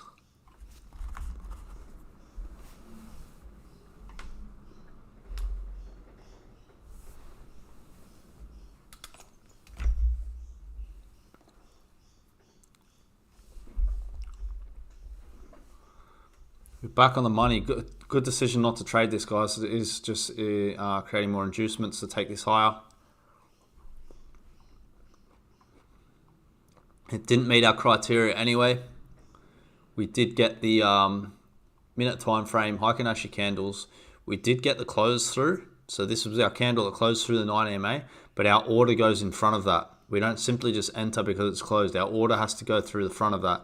So we're trading into the momentum of the market. So good decision not to trade that, guys.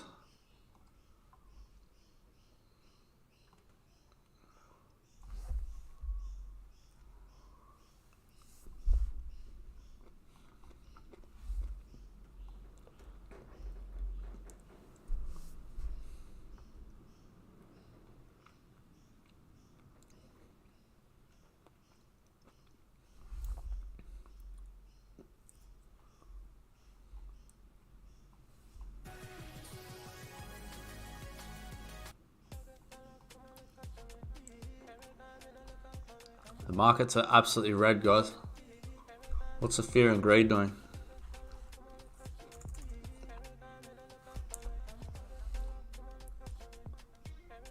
$29.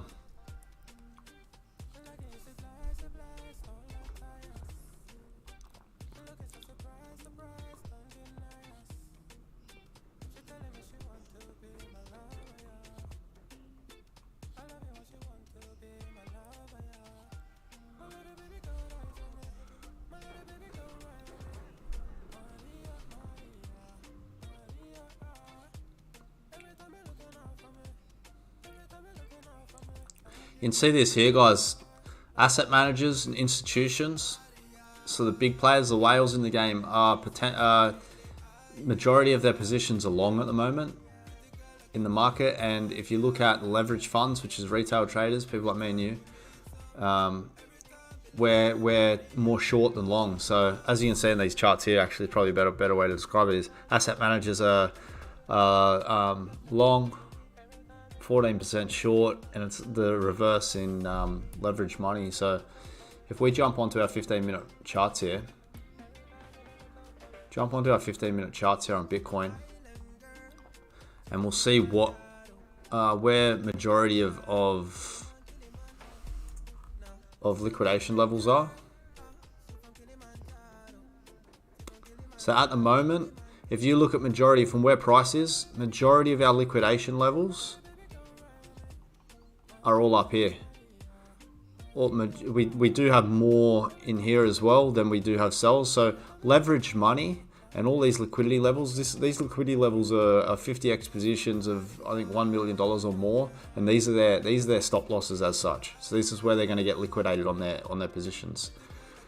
So retail at the moment are short in the market, so they're running shorts, and these are their stop losses. Institutions are long, so I can see a test of all this imbalance through here. Potentially when the market decides to chop around here for a bit, I can see us coming up and testing this zone.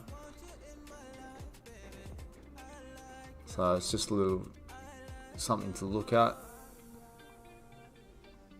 But we can't be overthinking the market too much, guys. We're here scalping 1 minute time frame. If we overthink the whole situation too much, yeah, and you never end up trading.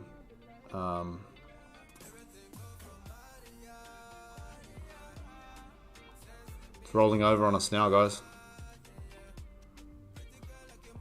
There's that second entry. Where's the SAR? SAR's just flipped now. We're crossing over that 9, guys.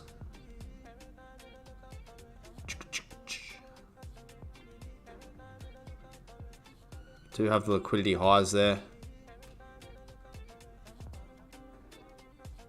I'm not in this.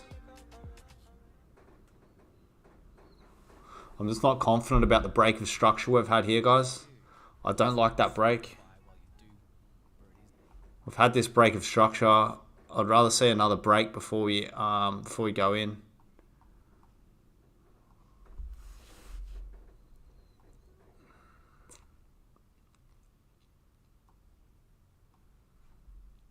I'd also like to see these inducements taken here.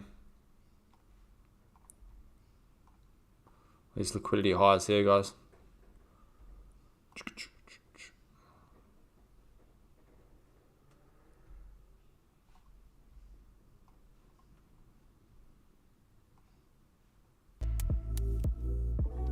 News day for the Bitcoin industry. Excited to dive into it. So let's just, explain what we have in store for you all today, because in addition to the craziest news quite possibly to break during this bear market, we also have an election day. And as we made mention to you guys earlier, this evening at 9 p.m. Eastern time, right back here on this channel, whether you're watching on YouTube, Rumble, or somewhere. We weren't in that trade, guys. We will be back live with you. I don't like this break of structure. And none other than Nolan Bowerly. We're just breaking structure here. There's no clear market structure for us here, guys. And of course, our guest today is going to be none other than Matthew Pines. We'll kick things off in news and notes in just a moment. But I want to come back up into here. I want to come back into the 50% of this. What was it? 2 hours. I want to come back and push into some discount pricing here, guys. This is a retail trader stop losses here.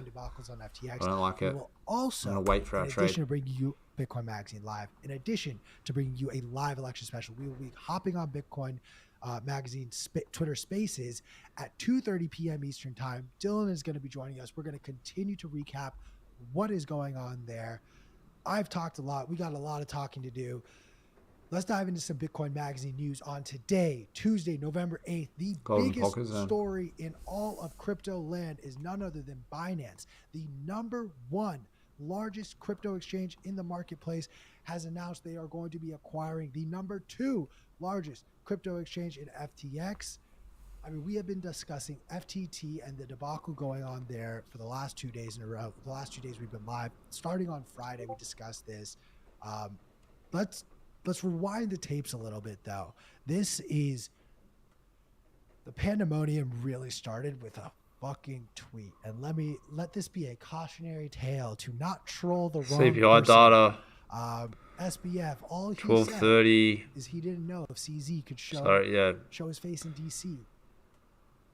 CZ took that personally. 12:30 to Michael Jordan, and let it be half past known, midnight on Friday. Rip.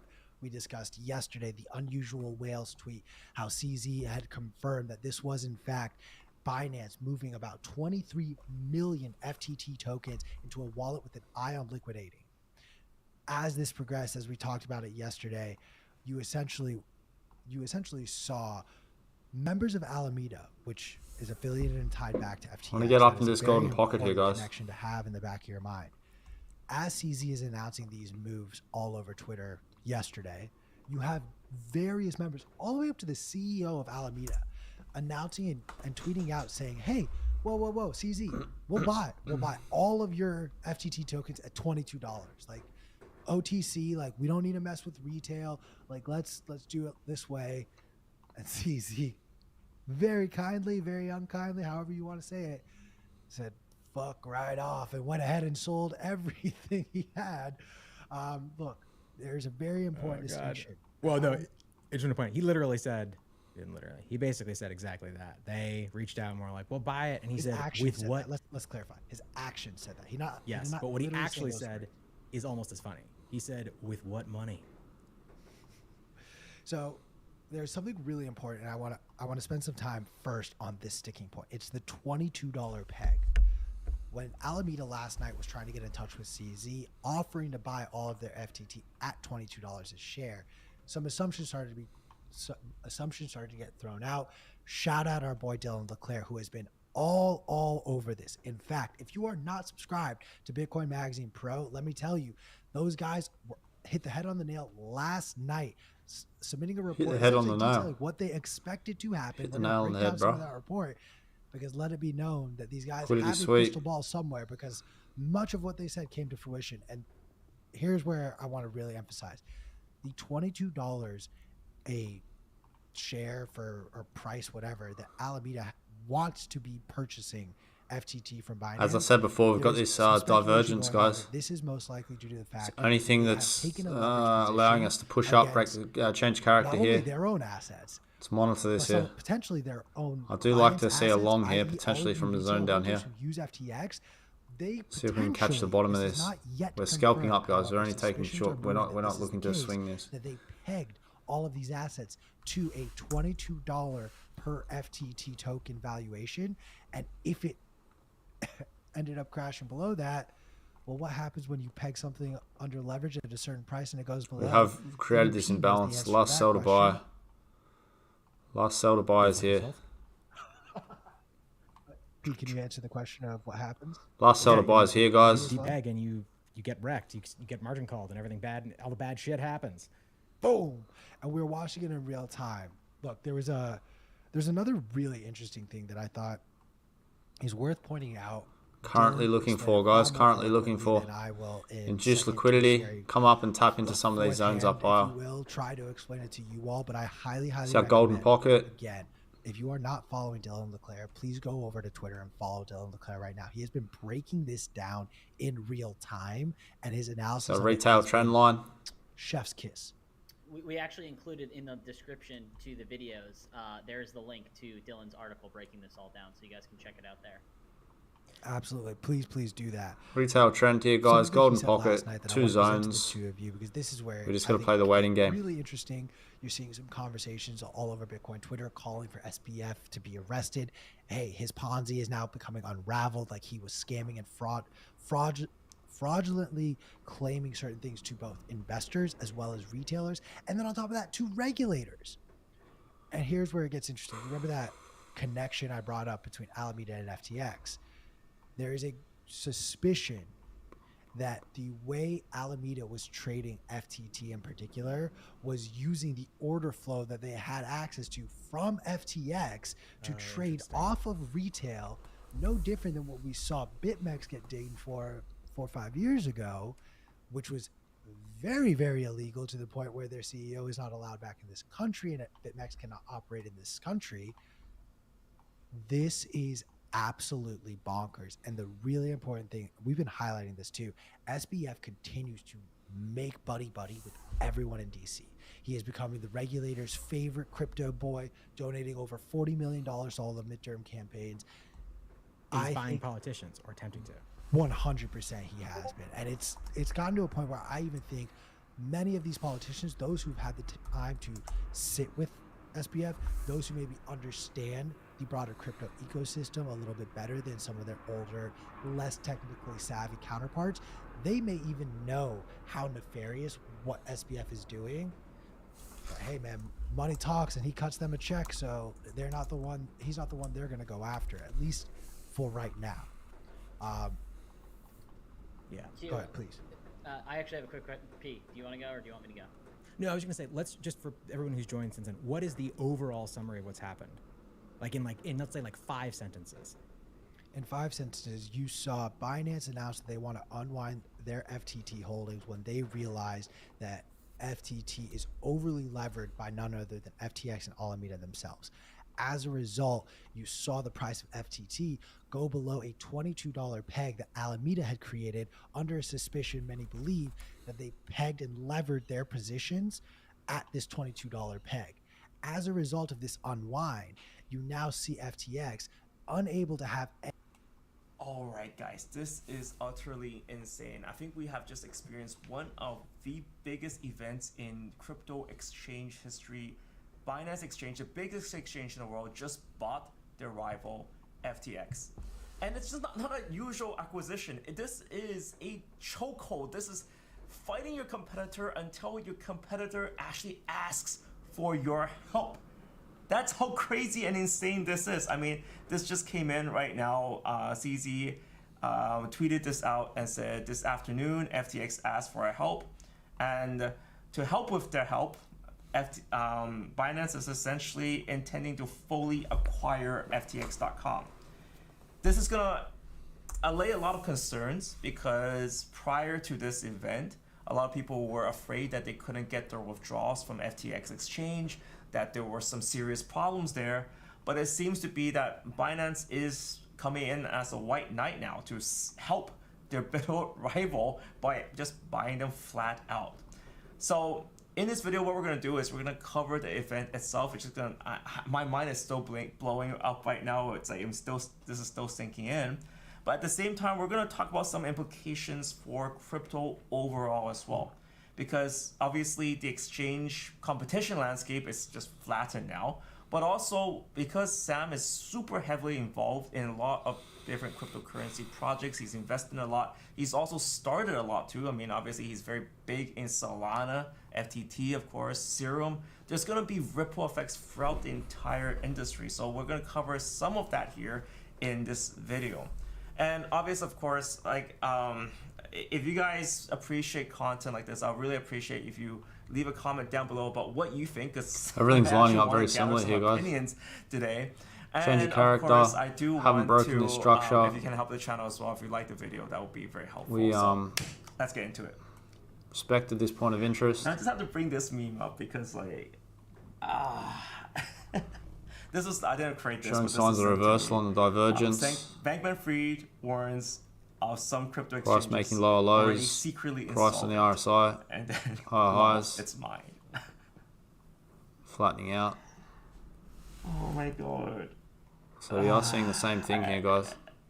This is so many layers. I'd just like to get another break before before mitigating So POR. what's exactly happening? So CZ tweeted this around an hour ago as of making of this video.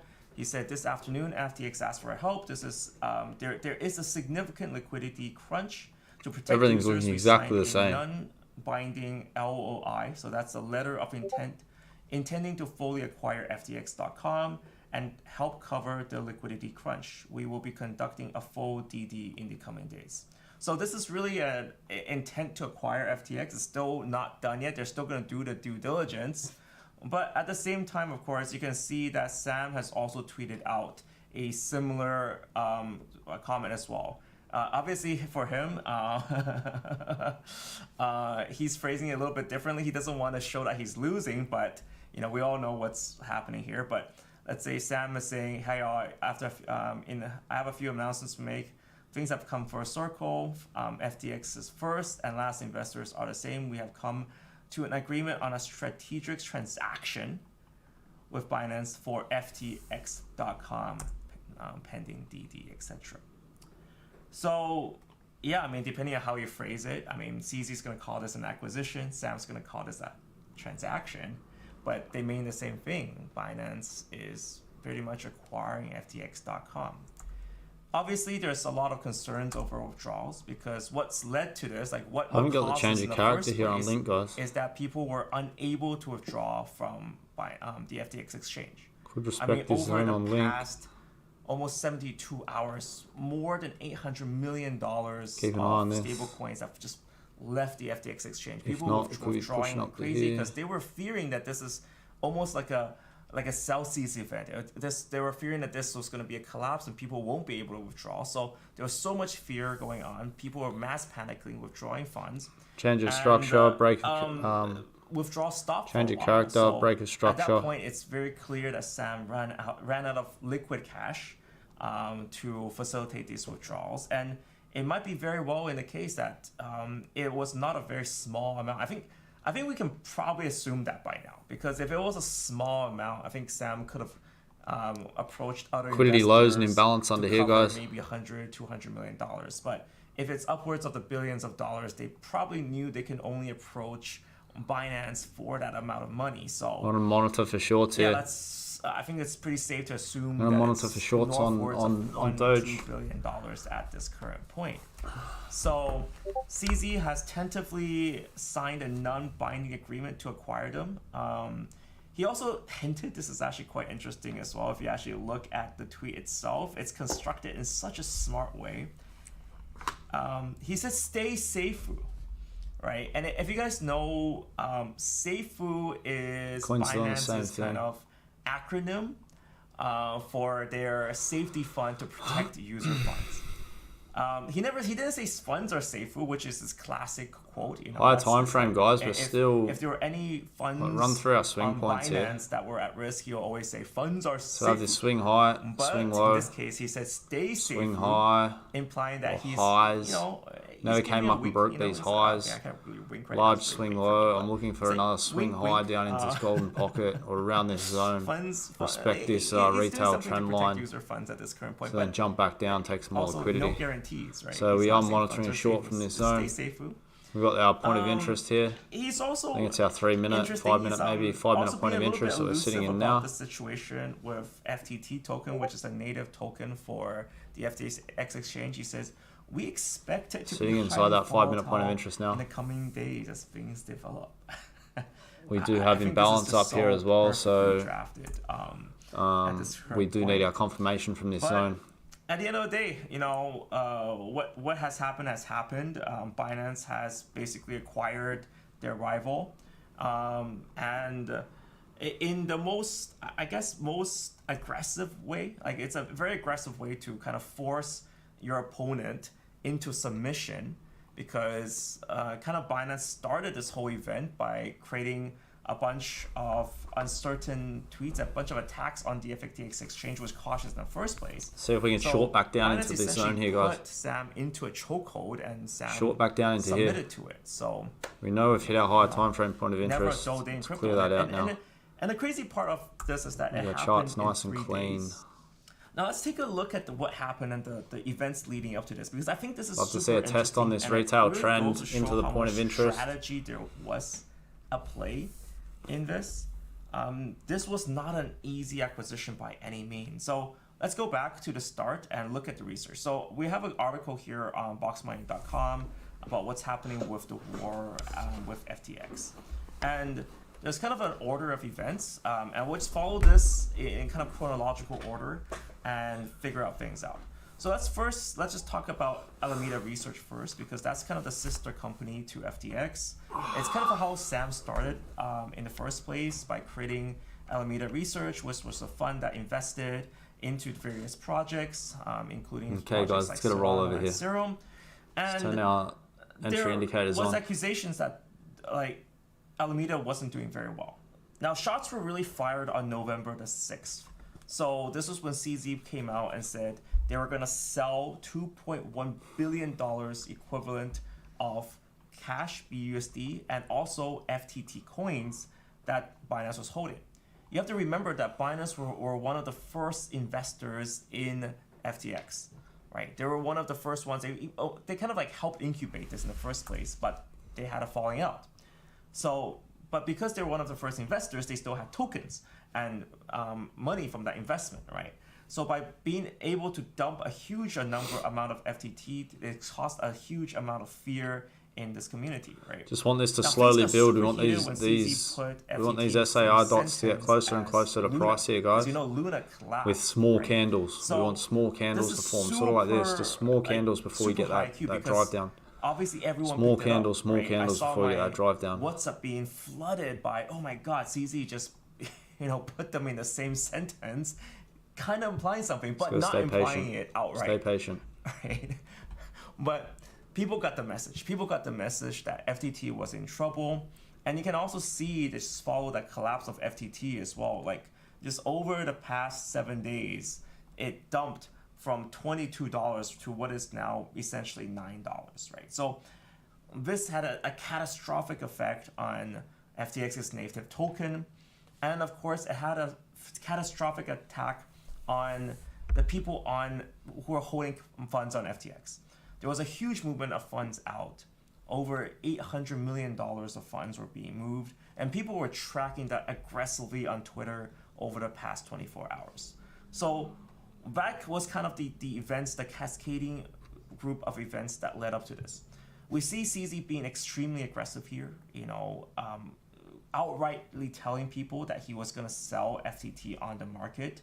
Now the crazy part here is that if we look at it with hindsight, right, you can sense that there was tension, there was aggression, but at the same time, it was, how do I put it? It was so carefully phrased that you can't really fault him for anything at all. Like, that's the craziest part about this whole event. Like, if you think about it in retrospect, like, this was part of his plan, right? Like, very likely he knew what was happening with these recent revelations, and he knew when to strike, but he struck in such a smart way. Like, I have to give CZ credit for that. Like, to be able to have a fight with Sam, but at the same time, know that he can cause so much damage to win out this war. Anyways, my mind is just blown at I have to clap at that. Can you say that he was evil? I don't think so. I actually think that like he played his cards right. He destroyed a competitor, but at the same time, he also covered for the funds that, or he's potentially going to cover for the funds that are missing in FTX's books, or to pay out and protect consumers. So, I mean, you can't fault him for that either, right? So that's the insanity of this whole play. It's really some Game of Thrones stuff. I really think that, like, it was so perfect. And at the end of the day, this prevents these two exchanges from fighting each other, right? Like, imagine how much money they will have to throw in to win over retail at this current point. And, by combining their forces, they can tackle regulation easier. So, now obviously, of course, the other implication here is on a lot of cryptocurrencies that Sam invested in or he's part of. So first and foremost, of course, is FTT. I mean, FTT is dumping heavily even as we speak right now. And that's because Binance already has its native token. So now that Esquire FTX exchange, the certainty of FTT is no longer there. Like, Binance doesn't need a second, exchange token at this current point, right? So that there's a bit of uncertainty, well, quite a lot of uncertainty there, and CZ hinted at that already, and he was very strategic in saying, it's going to be volatile, right? We also have a little bit of uncertainty affecting Solana as well, right? Because you see that Sam was heavily supporting Solana, and it's kind of their kind of coin or blockchain of choice when it comes to development, right? So, yet again, like, I see, because Binance has taken over, there could be two possibilities actually. So obviously, CZ will not support Solana, right, as aggressively as Sam did. But will Sam, now that he is more free, has more free time, will he take over and help with Solana and Serum? Who knows, right? That's where the volatility comes in. That's where there's still a lot of uncertainty in the market. Like, I mean, if Sam chooses to say, yeah, you know what, I'm going to focus full time on Project Serum, it could move both these coins up, but at the same time, who knows what's going to happen, right? It's still uncertain, and this acquisition is not certain yet too. So that's a lot up in flames, a lot of uncertainty going on there. So I think we shall see. Now, obviously, the market's also not in a perfect shape. I'll just address right now that, we are in a bear market, and for these events to happen during a bear market, that's always going to be quite scary, especially with Bitcoin is right now. Like, we kind of reached one of our support points, and we kind of broke through that relatively quickly. So yeah, that doesn't, it's like, I'm going to say it plainly to you, that doesn't bode well. We'll have to wait till a few major events happen this week, namely what's happening with the elections, what's happening with the interest rates. I'm sorry, my mind is blanking out. It's actually 2 a.m. here. So yeah, there's still a lot of uncertainty coming this week, big events coming up this week. And of course, TradFi is in a big mess right now. So all these factors is leading up to what I'm personally thinking may be a 2 to 3 year bear market for crypto, right? That's, we've survived bear markets before, and I'm kind of taking my mini break right now. 2 to 3 years. At this point of time. For me, I'll just define a break very quickly as well. I've been a lot slower in releasing content. That's just personally because I'm kind of like traumatized from making so many videos over the past few years. But in terms of crypto, nothing here has changed my outlook. Maybe I'm gonna reconsider a few things about what's happening with my trading habits, because I was actually using FTX quite a bit. But yeah, nothing really happened. My HODL bag, my big HODL bag has remained untouched. Yeah, I don't think this changes too much in the strategy, but I will follow it up in the next few days. Look at this, guys. Look at that. I think there's Anyone holding FTT, and we're seeing absolutely dumped on right now on the cryptocurrency front. And we've got to be careful, guys. This is what can happen in crypto. A lot crypto. of volatility. If you actually think about it, that is nuts. Yeah, this peak is crazy because people don't know how to respond right now, and is Binance even allowing there's never a dull day in crypto. So anyways, guys, thank you guys so much for watching this video. I hope it was helpful to give you guys a little bit of insight into what happened and the uncertainties that affected. And who is this guy? It's the most fucking negative. I'd love to know what your comments are. I mean, this is ridiculous. What your reactions are. Leave them in the comment section.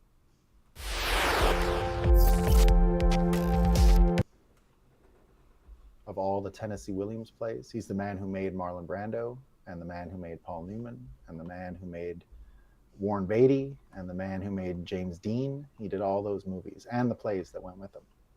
And he was also FTX, the guy people are dumping it to McCarthy. He's the guy who had enough of it. And when McCarthy called him, he said, yeah, that guy, I hung out with that guy, and I hung out with that guy, and I hung out with that guy, and they're all communists. So leave me alone. Get the fuck out of here. And of course, he became blackballed. And he was never allowed to direct anything. 71%, 24 hours. A traitor, if you will. And he gave a speech years later about it. And Doge 17%. Chili's is down 19. On July 4th once. And look at all these big players down here, guys. It's crazy. Everyone. Terra Luna Classic. Well, that was always going to happen. Ends up having this role to play because it is the great venue of the great drama of the world. Shorts only. Because if we don't get it right in America, it ain't going to happen. It's just not going to happen, right? Now, the good news is in America, we might have had a bad election last time or the other time or whatever. But who cares about actual elections? We move on. I accepted Joe Biden as president of the United States the day he won, right? And I embrace what this is. It's not about the last election. We move on. We live with it as it is. And that's democracy. Right. And if we don't get this right, and as messy as it is, it looks like a self-correcting organism. I mean, look at what is going on with Bitcoin in this country. I mean, could you imagine that we are actually not that far away? Energy companies, it is a democracy, but energy companies now run the show. Energy companies. Waiting for this, guys.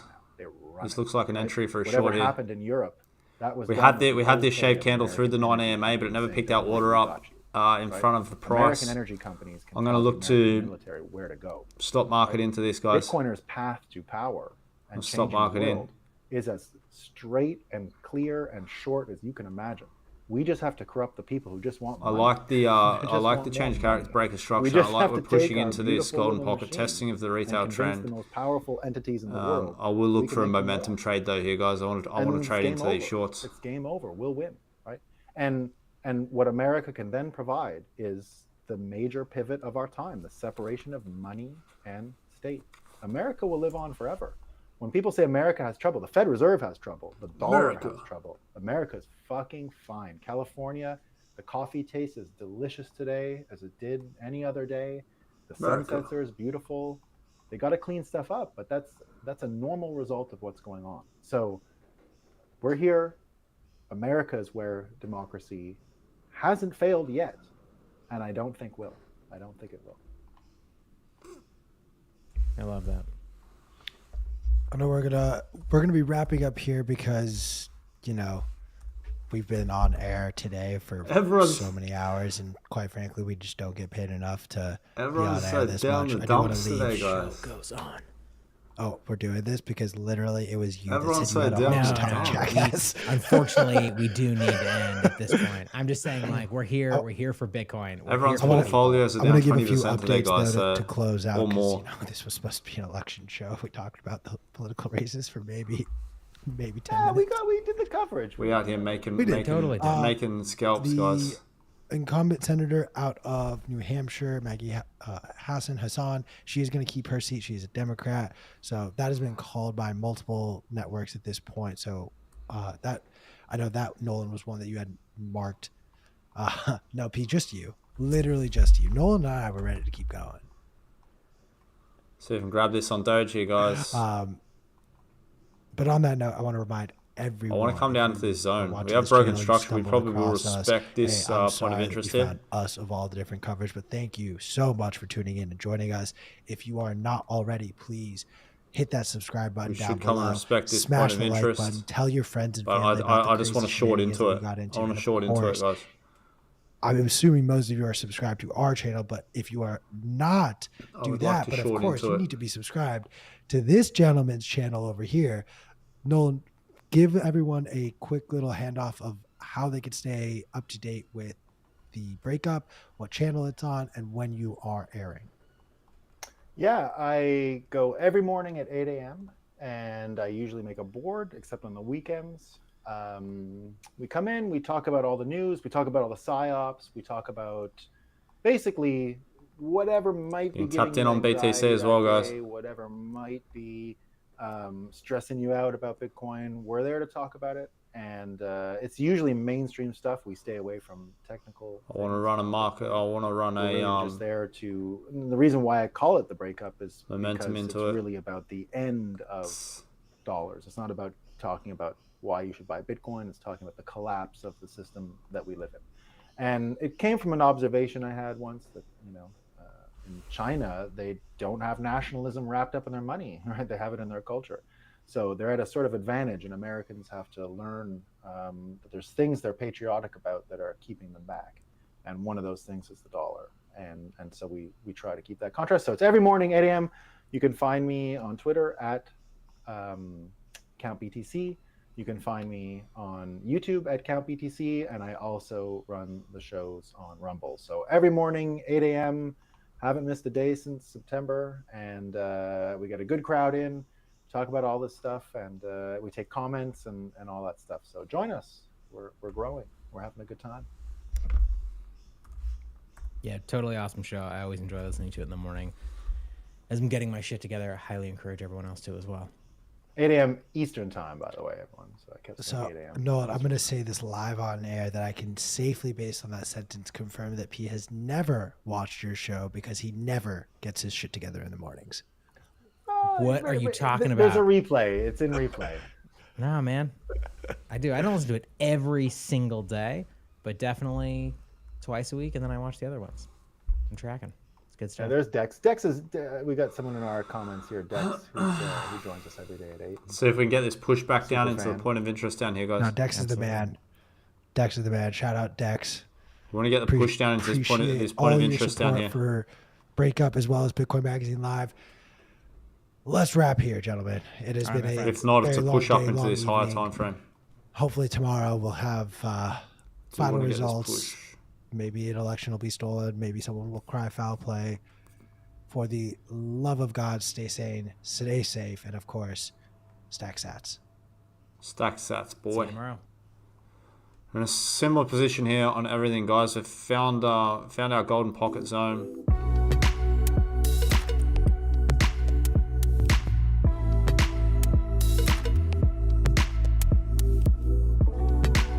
Found our golden pocket zone. Mitigated this point of interest. Took some liquidity, looking to tumble back down. Just into this zone, guys. I'm gonna take these. I got stop set here. Take profit set.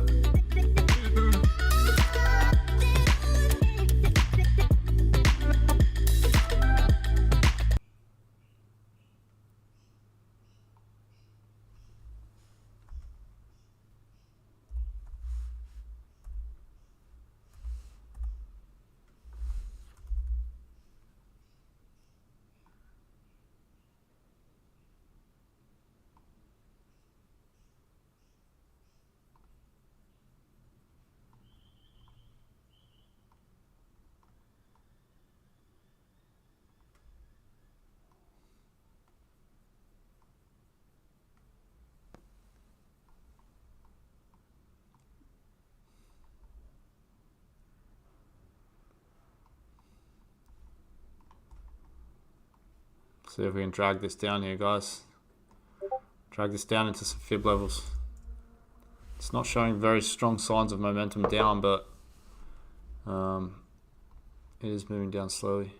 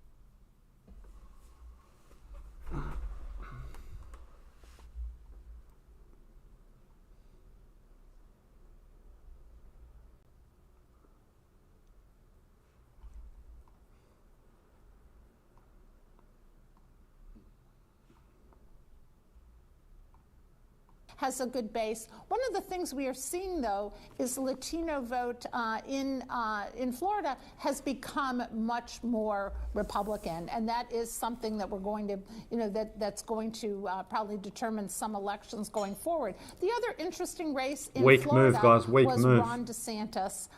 He won handily as expected, but of course the question that comes up right after Election Day 2020 is, what about 2024? And DeSantis has indicated that he might want to be a presidential candidate in 2024, but of course Donald Trump has indicated that he may want to as well, and has said that he's going to have a very big announcement next week. He's also said some disparaging things about Ron DeSantis. So I'm not so sure that Donald Trump was very excited by Ron DeSantis' win tonight, but when he did. And so really the question now becomes, what happens? Beautiful mitigation on link. Is this all about 2024? And of course, when we do know more about what happened this year, we are going to hear, we think, from Joe Biden about whether he intends to run in 2024. Is it going to be a rematch of 2020, or are we going to see some different people and end up being those candidates?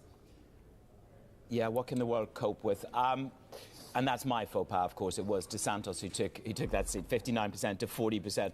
My apologies, Jody. The first faux pas of the day.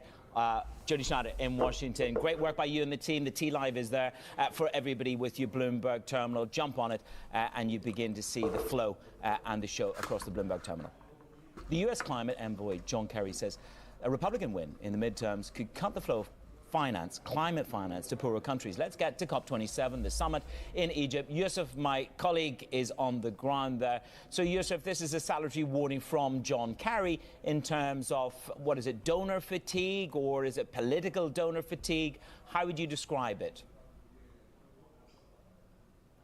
Good morning, Manus. Yeah, I mean, look, even under President Trump, there was some level of climate finance funding, but it's a far cry from the $11.4 billion that the U.S. is committed to deliver by 2024. John Kerry was speaking on a panel, and let me read out the exact quote. He says that if what I think will happen in today's election happens, the House is gone, you're not going to see that money. And this raises a bigger question about the $100 billion per year commitment. He says, look, let's have some common sense. Just because we are barely under that doesn't mean that the achievement is not an achievement to be spoken of. The South African president has weighed in on this as well, and he takes issue with this idea of coming out with new financing arrangements, but without any sustainability. Why are we adding up to debt instead of finding a way to introduce concessional grants? That will be a much smarter way to go about it in their view. It's a similar idea around the nature for debt swaps. Positive climate outcomes that would lead to a reduction in the interest rate, a lower maturity, and just a healthier debt profile. And that kind of brings up the bigger idea, though, of where China is and all of that. They kind of provided the first setback for this summit. They aren't here in force by any stretch of the imagination, but now they have pushed out some of their emissions peak target to 2030, Manus, which applies to the construction materials industry. And that is another pushback on some of the other moves we've seen from India as well and China. And Yusuf, obviously a number of conversations that you had yesterday. We had Mark Carney with Francine. You had the Irish Taoiseach with you. What stood out for you in terms of the narrative yesterday? A consensus building to do more? Will this be an actionable COP? I mean, yeah, thanks for helping me out with some of the research for the Taoiseach. But yeah, what is clear to me is that over the next few days, they're going to try and put more ink to paper. So some of these financing ideas, which take center stage over the coming hours on the day 3, the full day 3 that we have here at COP27, and then find a bit of a common ground, develop a framework and a proper legislative agenda that you can proceed with. But there is also a realization that with all the crises around the world, with China and India not being here, that it won't have the kind of bite that you would have in an ordinary year of COP27. But they're making the best of it, and we'll keep a close eye. And we're speaking to, of course, a lot of the newsmakers that are still very much here behind the scenes, negotiating hard down to the wire every hour, Manus. It is indeed about implementation. Yusuf, we'll see you through the morning. I know you've got more interviews to come on the ground there at COP27 in Sharm el-Sheikh. Let's get back to Jules. She's in Singapore with the First Word News headlines from around the world. Juliet. Everything's taking so much liquidity, guys. It's crazy. Sold almost $4 billion of Tesla shares just days after closing his buyout of Twitter. Filings didn't indicate whether the transactions were pre-planned. Musk said in August he was done offloading Tesla stock, telling a Twitter follower it was important to avoid an emergency sale. He sold about $36 billion worth in the past year. That's around half that since he went public with his Twitter buyout plan. Well, Russia and the US are expected to meet in the coming weeks to talk about resuming inspections of atomic weapons sites. It is a small step towards reviving arms control talks suspended since Moscow invaded Ukraine. President Biden earlier warned Vladimir Putin that any use of a nuclear we got weapon those would trades be wrong, an guys. incredibly serious mistake as the Ukraine war drags on. Didn't pick up. The UK and EU are close to a major Push through. breakthrough in their months-long Take dispute the L. over post-Brexit trading rules in Northern Ireland. Take the Bloomberg L. has learned the EU has begun testing the UK's live trade database, tracking goods moving from mainland Britain. Take the L. We've got to If look the at bloc that. is satisfied, it could pave the Just way didn't for a honour it. deal on customs Had the checks point in of the Irish interest. Sea that have stoked tension between the two sides.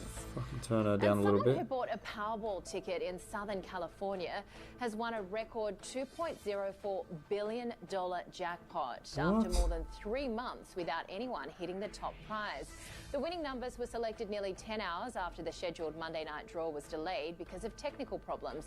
The jackpot ticket was sold at Joe's Service Centre in Altadena, a community in the foothills that north possible? of Los Angeles.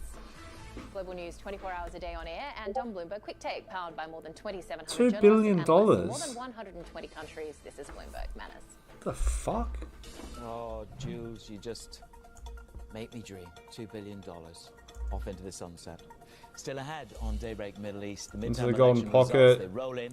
What This might is our it mean high for time China frame US zone. relations? Well, one bank with a What's significant breaking exposure structure there, here, Standard guys? Chartered joins me around Got to the trade desk, the the market. CEO We've got to trade the Winters structure as in it Dubai shows. at 8:30. And later in the show, we hear from the Irish Prime Minister Michael Martin about how his country is positioned for the energy transition right here on Bloomberg. I don't want to.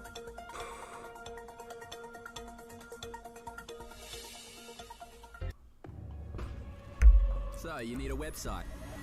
Go to Fiverr. Coming into this zone here, this sort of key level here, guys. And digital marketing to boost traffic.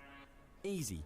For every step your business takes, Fiverr. Freelance services. Coming into this on key demand. resistance level here. The thing that's different about a stay's holiday home, you always have the whole place to yourself. This could be No one stranger push, at the dinner table two making push. things awkward, We're or going in for the another third room push taking up up space. to then come back down here. It's just you and your people. That's Because what our why would bias you has to ever run stay with at the holiday moment, guys. with someone you wouldn't share your holiday with. That's what our bias has to run with. Consolidation, break of the structure, coming back to test it. Future-proof your business and upskill your people with a course. It's going from that third zone now. Bullish has reinvented the digital asset exchange, so you have a powerful platform to control how Position you to run it up. all in a regulated environment. This is Bullish, built for institutions.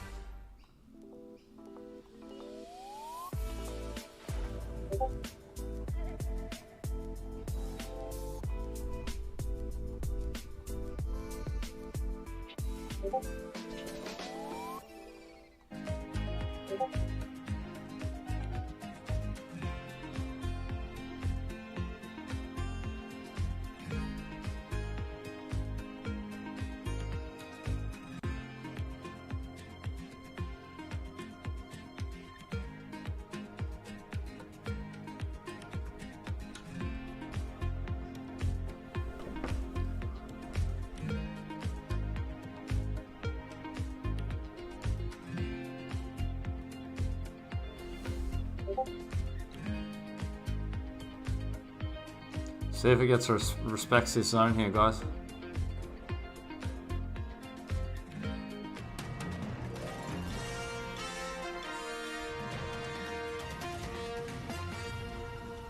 I have fought the good fight. Respected the zone. The race in this first term, and I have kept the faith.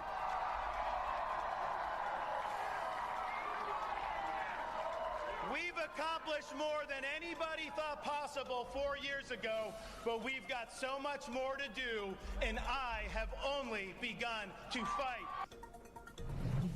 Ron DeSantis on fire there after winning his second term as the Florida governor. A victory that could bolster a potential challenge to the former President Donald Trump for the White House 2024. That's if he chooses to run. He got 59 to 40%, 59% win for DeSantis. Of course, skillfully avoiding whether he was prepared to run in 2024. Stocks are lower by an eighth of 1%. A beautiful image of the Capitol building there in Washington. Let's take a quick snapshot of risk. What happens next? Do we face gridlock? Is it politics that's driving these markets, or is it crypto? Let's get to Paul Dobson. He's with me this morning, our markets editor for Asia. I said at the start of the show that it was crypto was the tail that's wagging the dog's body of risk today. So nice little far, 7.2 scalp there, guys. We just jumped into. Overnight, it's a shakedown. I called it the Northern Rock moment. In Bitcoin hasn't. What do you say happened at FTX? Oh, that's it there, which surely. got taken over by Where are we? Binance. Yeah, well, very good. You have to get taken. Stop on Bitcoin. You know, kind of that feeling that Stop it's a on the little black bit like line. a bank run, you know, a kind of crisis of confidence in an exchange, and suddenly This is overnight, where we're seeing you know, on kind of it Bitcoin. needs to go looking for a rescue.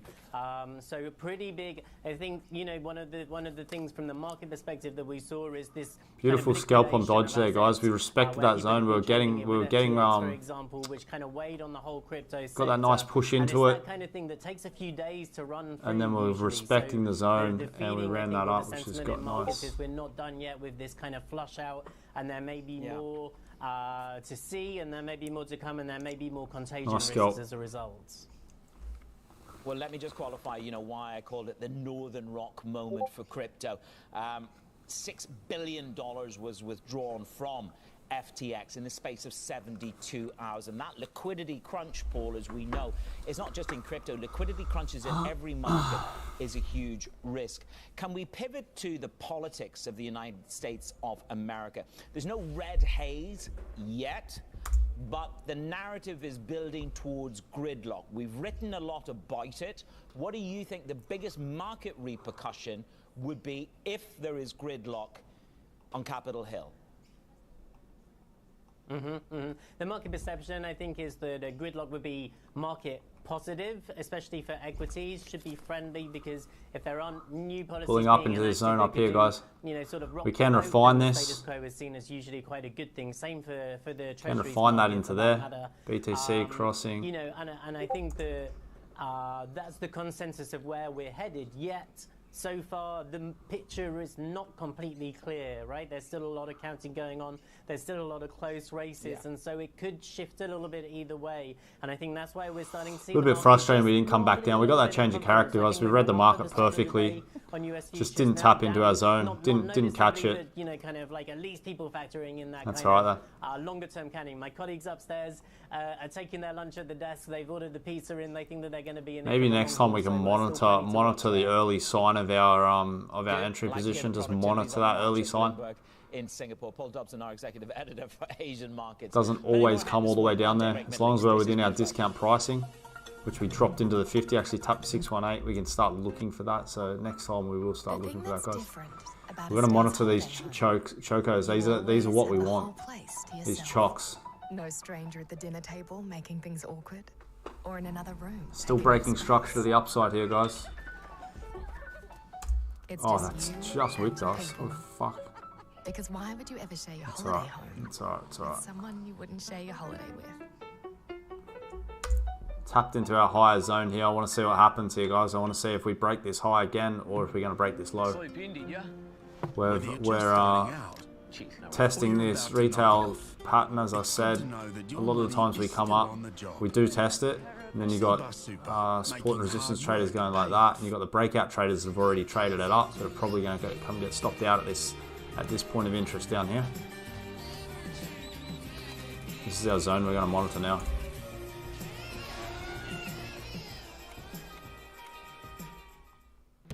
Be ready for anything.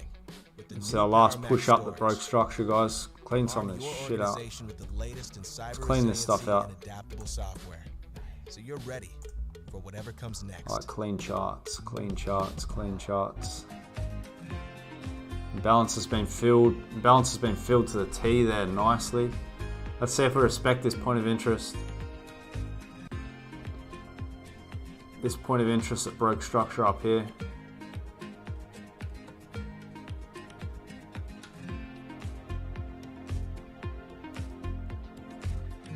So we had market coming down, higher lows, lower highs, lower high, big wick in. That came and hit our 3-minute POI.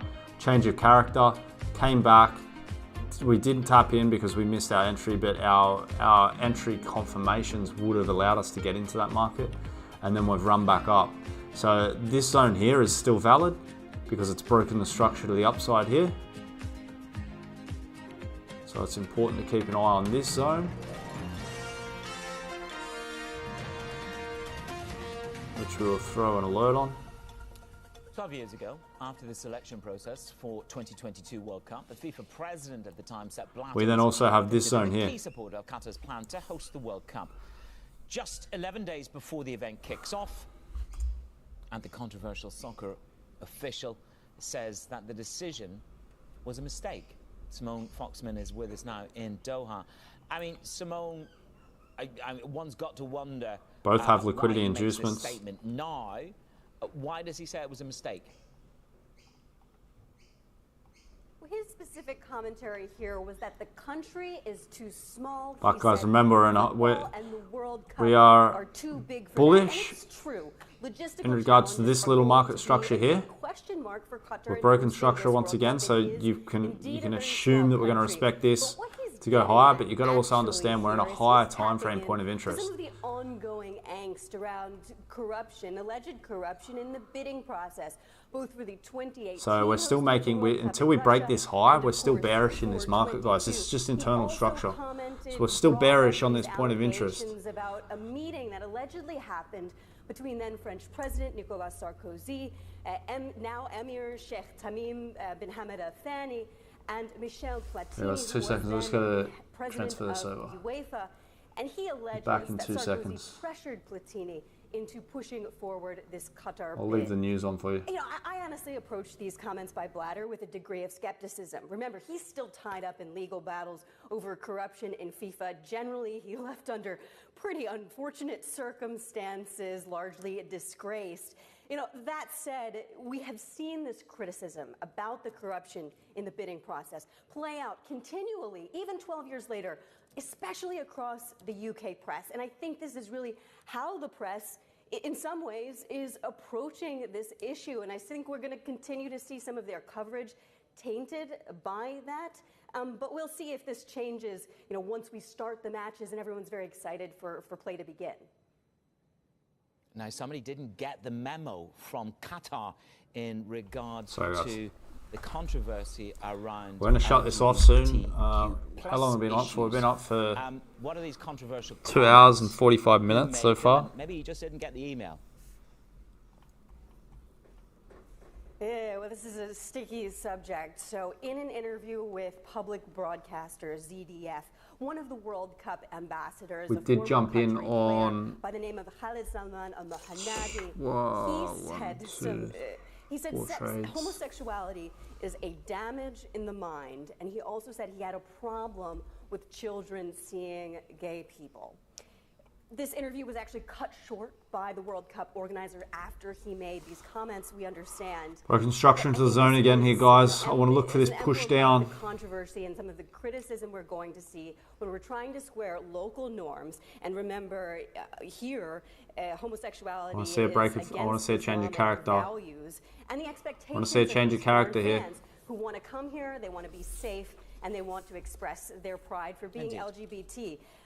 Officially, we've seen, the policy is everyone's welcome, anyone will be safe, but we have yet to see how this plays out on the ground.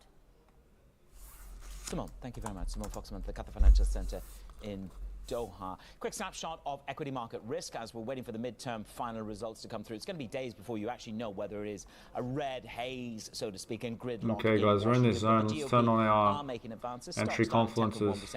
I'm not going to get excited. If this does roll, I will be going with it. Much more interesting to talk about Elon Musk selling another $4 billion worth of Tesla.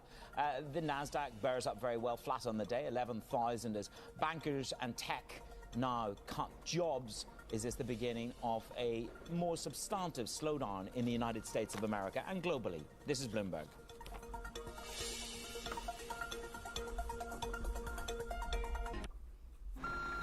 When you're putting in the hard yards every day, hard work, eh, Wolf?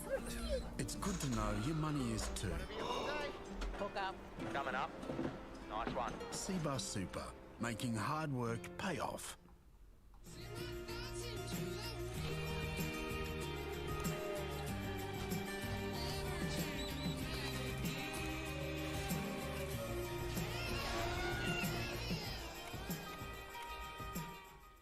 I'm going to jump off in a sec here, guys. I'm just going to monitor these last two trades, see if we can pick something up. Just looking at the dollar here. Dollar's just floating around.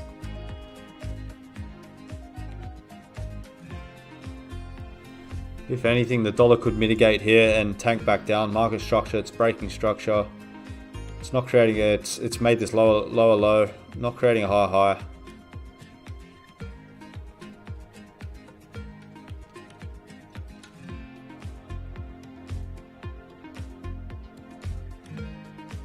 We are coming into a higher time frame point of interest here for the scalp though, guys.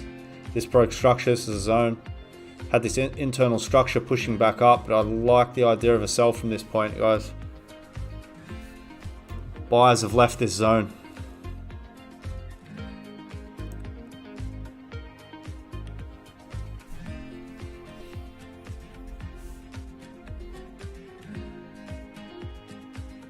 See if we can get an entry signal.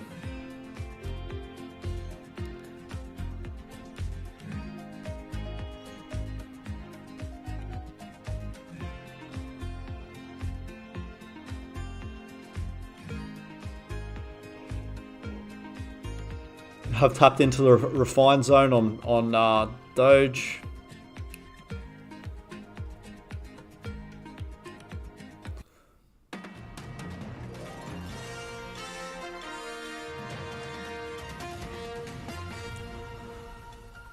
This is Bloomberg Daybreak Middle East. Our top stories this morning. Republicans make gains in the drive to take control of the U.S. Just monitoring it, guys. Monitoring it. Candidates stay competitive in the pivotal Senate contests. Meanwhile, the U.S. climate envoy John Kerry says a Republican win in the midterms will cut the Binance moves to take over rival exchange FTX, renewing concerns of trouble brewing within the industry among some of the top players. And Sepp Blatter, the man who was at FIFA as president when Qatar was awarded the 2022 World Cup, says the decision was a mistake. Kickoff is just 11 days away. Well, markets are grappling with news from China around the Apple site, along with disinflation for the first time in a couple of years, Jules. Like to see this roll over, guys. Start pushing back down through this 50 RSI. Yeah, absolutely. I think we'll get as prices moving up. reaction to that Apple story that we broke when China As comes prices out of the moving lows. up like this, RSI's Session, we were weighed down by these deflationary fears. We saw moving down. PPI, that Strength. producer price They're losing index, strength in this move here, guys. level below zero for the first time since December 2020. So more signs of the impact of News COVID is zero bearish. on the Everything's overall bearish economy. today. You're seeing some movement coming We're through looking in for an yuan entry as well, short. declining there for a third day. We are watching as well some big moves coming through in the Korean won. It has actually jumped to its highest in almost 2 months. So seeing a little bit of risk appetite there improving ahead of the results of the US midterm elections. But when it comes to the broader Asia equity picture, we are starting to see some wobbles in the afternoon trade. We mentioned the COVID zero policies, but also COVID cases in China at a 5-month high. That's weighing in on that index. The Hong Kong market down on the lunch break, off by about 1.5%. But certainly some big moves coming through in the Taiwanese market today, and that's another Still Apple pushing story up that on we are the following. SAR One from the of the 3 key minute. suppliers, which is listed in Hong Kong,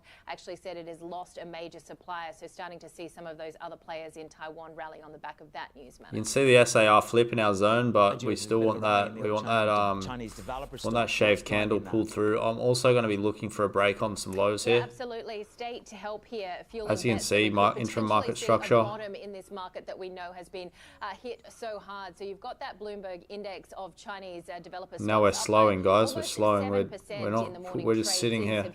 So I want to see a break on this structure. I want to see a break, and then I'll wait for a little bit of a retest, and then potentially get this. I want to see this change of character on the lower time frame here. So I want to see. Example here of investors just seizing on any positive news and I want to see a break on this, guys. And policy support for some of these sectors, and that eventually we will get out of these COVID zero policies as well, which will spark more infrastructure. Manus. That's what we're looking for. Yeah, I think every CEO that has a vested interest in China is hoping for that. I want to get in on Jules, some thank you very confirmations much. and momentum So we're in the move. midst of the US midterm election results flow. What can it mean for America's standing in the world? And The particularly only reason we're looking so closely at this, guys, is because we're in this high time frame point of interest. With the exposure to that economy and the market is Standard Chartered. The CEO, Bill Winters, High, is or on not tour high in time the frame, but Middle a East. He higher joins point me of now around interest. that. Good to see you, Mr. Winters. Good morning. Welcome to Dubai. Good to be here. Very nice to be here. Good to be here. Bill, look, we'll see. Yeah, this 5 minute, it's the last 5 minute buy before this big sell off that we saw this morning, guys. Well done. It's the last buy before this sell off. So this is why I'm coming up to that zone. I want to mitigate it, and I want to look for a short inside this zone. So that's a 5 minute. We're down on the 1 minute here, looking for this, guys. To a more Republican tinge in Capitol Hill. We've got our Heikin Ashi candles on. We're looking for a shaved candle through the 9. We've got the flip. I want to see a break through these lows. One of the few things that the Democrats and the Republicans seem to agree on is their stance vis-a-vis China. I could even just put market orders on here, guys. But of course, you know, in American, I might do that because I do have to get going. Some pretty extraordinary foreign policy powers. So I think the much more important meeting is what's going to happen. I want to put some stop market orders in here, guys. If they catch, they catch. When possibly President Biden will meet with President Xi Jinping. We have this low here. Beginning of, not a rapprochement. I think that would be far too much to hope. Right. But hopefully just a stabilization of a relationship that's been quite uneven and unpredictable. And perhaps that's part of the reason that we're seeing markets breathe just a tiny bit of a sigh of relief, that there could be a sign of a halt of the increasing aggressiveness and the tit for tat between the U.S. and China. Would that shift risk for you? Here we go. Would This that is shift looking a risk little for the bit. market I materially? like the look of that push up. For us, not so much. You know, our China business I like the look of that push up here, guys. well, largely because China is continuing to open up. That's bearish in my opinion. Let's have a look at the volume that went into that. We want to internationalize the currency. We want to make ourselves available to international investors and vice versa. That's the core of our business, and that's why we're actually, you know, despite all the challenges in China, our business is up. It's a nice little liquidity sweep there, guys. Nice little liquidity sweep there. A double digit again. Let's see if this is the top. You see this big flow, let's say, from mainland into Hong Kong, going, let's get back to wealth management. Let's see if this is the top here, guys. Let's see what this next candle does. It's happening in bits and pieces anyway. But if we can get that break through this low, it looks like that could be the top. Is the hard border between Hong Kong and China as a practical matter. But yeah, the businesses are doing pretty well there despite all the COVID challenges. So I think when things really open up, we'll get a big boost. The other thing I like that manipulation up there, guys. Inducements, bang. If we can get a break on this, we'll look to get in. All sort of very pro-China. I want to break on this low. I understand why you have a huge presence there, but then I look at the flow of money. Unprecedented capital outflow this year. Perfectly mitigated this, even this, refine it even more, you know, refine that. Decry that and say, that last minute buy before that full sell-off there, guys. No, I don't think so. I think what you're seeing very clearly is that the Chinese economy is going slower. I'm going to drop a market order in here. And the U.S. economy is going faster relative to expectations. Yeah, we're showing the signs here, guys. We're putting market orders in here. Between the U.S. and China. And as we're seeing everywhere Stop markets. In the world, dollar strong, other currencies relatively weak. Now, China's held its own against the dollar, I mean relative to other currencies. Yes. But of course it's weakened. But I think it overwhelmingly comes Stop down to market the interest rate guys. differential. And people go for higher rates in the U.S. They do, and look, one of the things I think that you expect said, a little push, maybe back up into here, but I think our timing it was could be a wrong. top There here, were no guys. ifs or buts about it. You were surprised by the speed of the uplift. Yeah. We have got our That's entries. the third quarter. I'm going to drill into that. I just wonder for next year, what's the risk, Bill? Are we just ahead of ourselves in calling peak rates? There's this frenzy for peak rates, isn't there? Yeah. You know, we'll see. When you look at the inflation data coming out of the U.S., I think it's actually moderately discouraging. So the underlying core inflation, really driven by wage growth, is pretty strong. And I think the reason the markets are reacting badly to that is that the move down from I've got that 6, little 7, 8% move. I don't want to get wicked out on 10, this, 11, guys. 12 in some other markets, back down to I'm gonna run those to that high, mid-single digits. BTC. That's going to come through reduced energy prices, some slowing economic growth, things like that. But the really inexorable pressure is coming from wage growth in key developed markets, led by the U.S.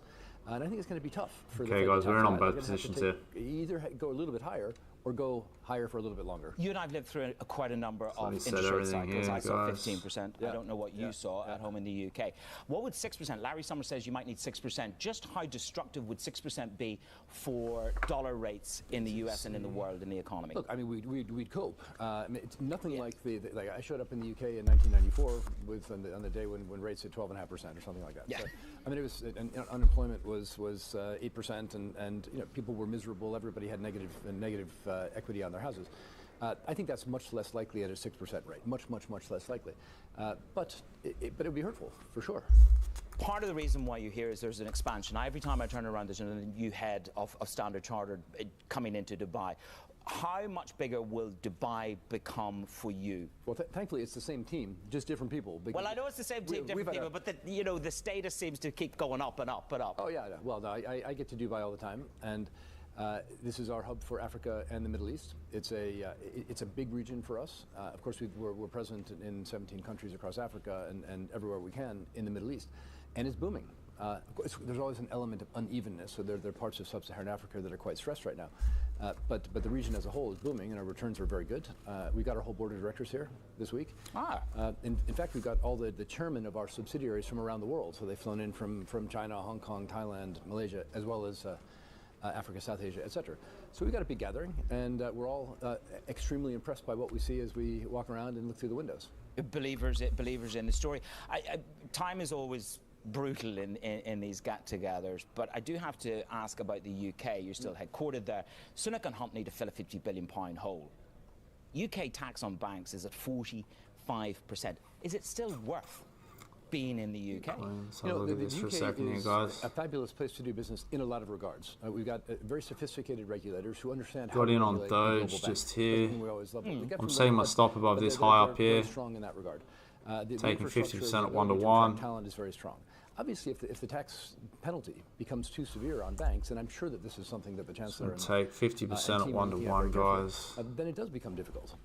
I mean, what they've given you, so to speak, the banking industry, is the removal of the banker's bonus cap. Now we're going to trail the rest. Trail on Heikin Ashi. So I suppose what went through my mind is the high salary out and the big bonus back. Are you actively reviewing the comp structure as that's removed? Bitcoin, similar situation. I think that was We are respecting this zone here, guys. We're at high, remember, higher time frame. Is actually going to go ahead with that. 1 to 1. I'm not counting on a big pay rise as a result of the removal of the banker's bonus cap, because actually the shareholders have a view on this as well, and they seem to quite like keeping executive pay at moderate levels. Trail that down. Now, you ran guys, I'm out. Morgan for a long time, the investment banking side.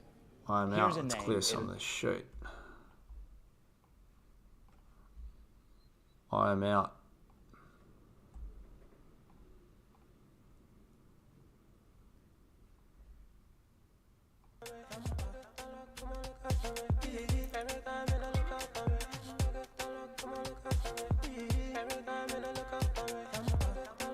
Catch you on the next live, guys.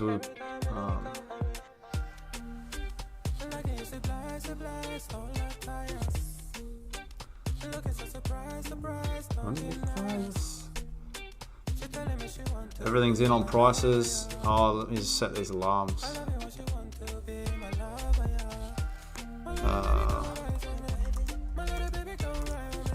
When I hit TP, when I hit that first TP, stop loss gets moved to break even, guys. On both here.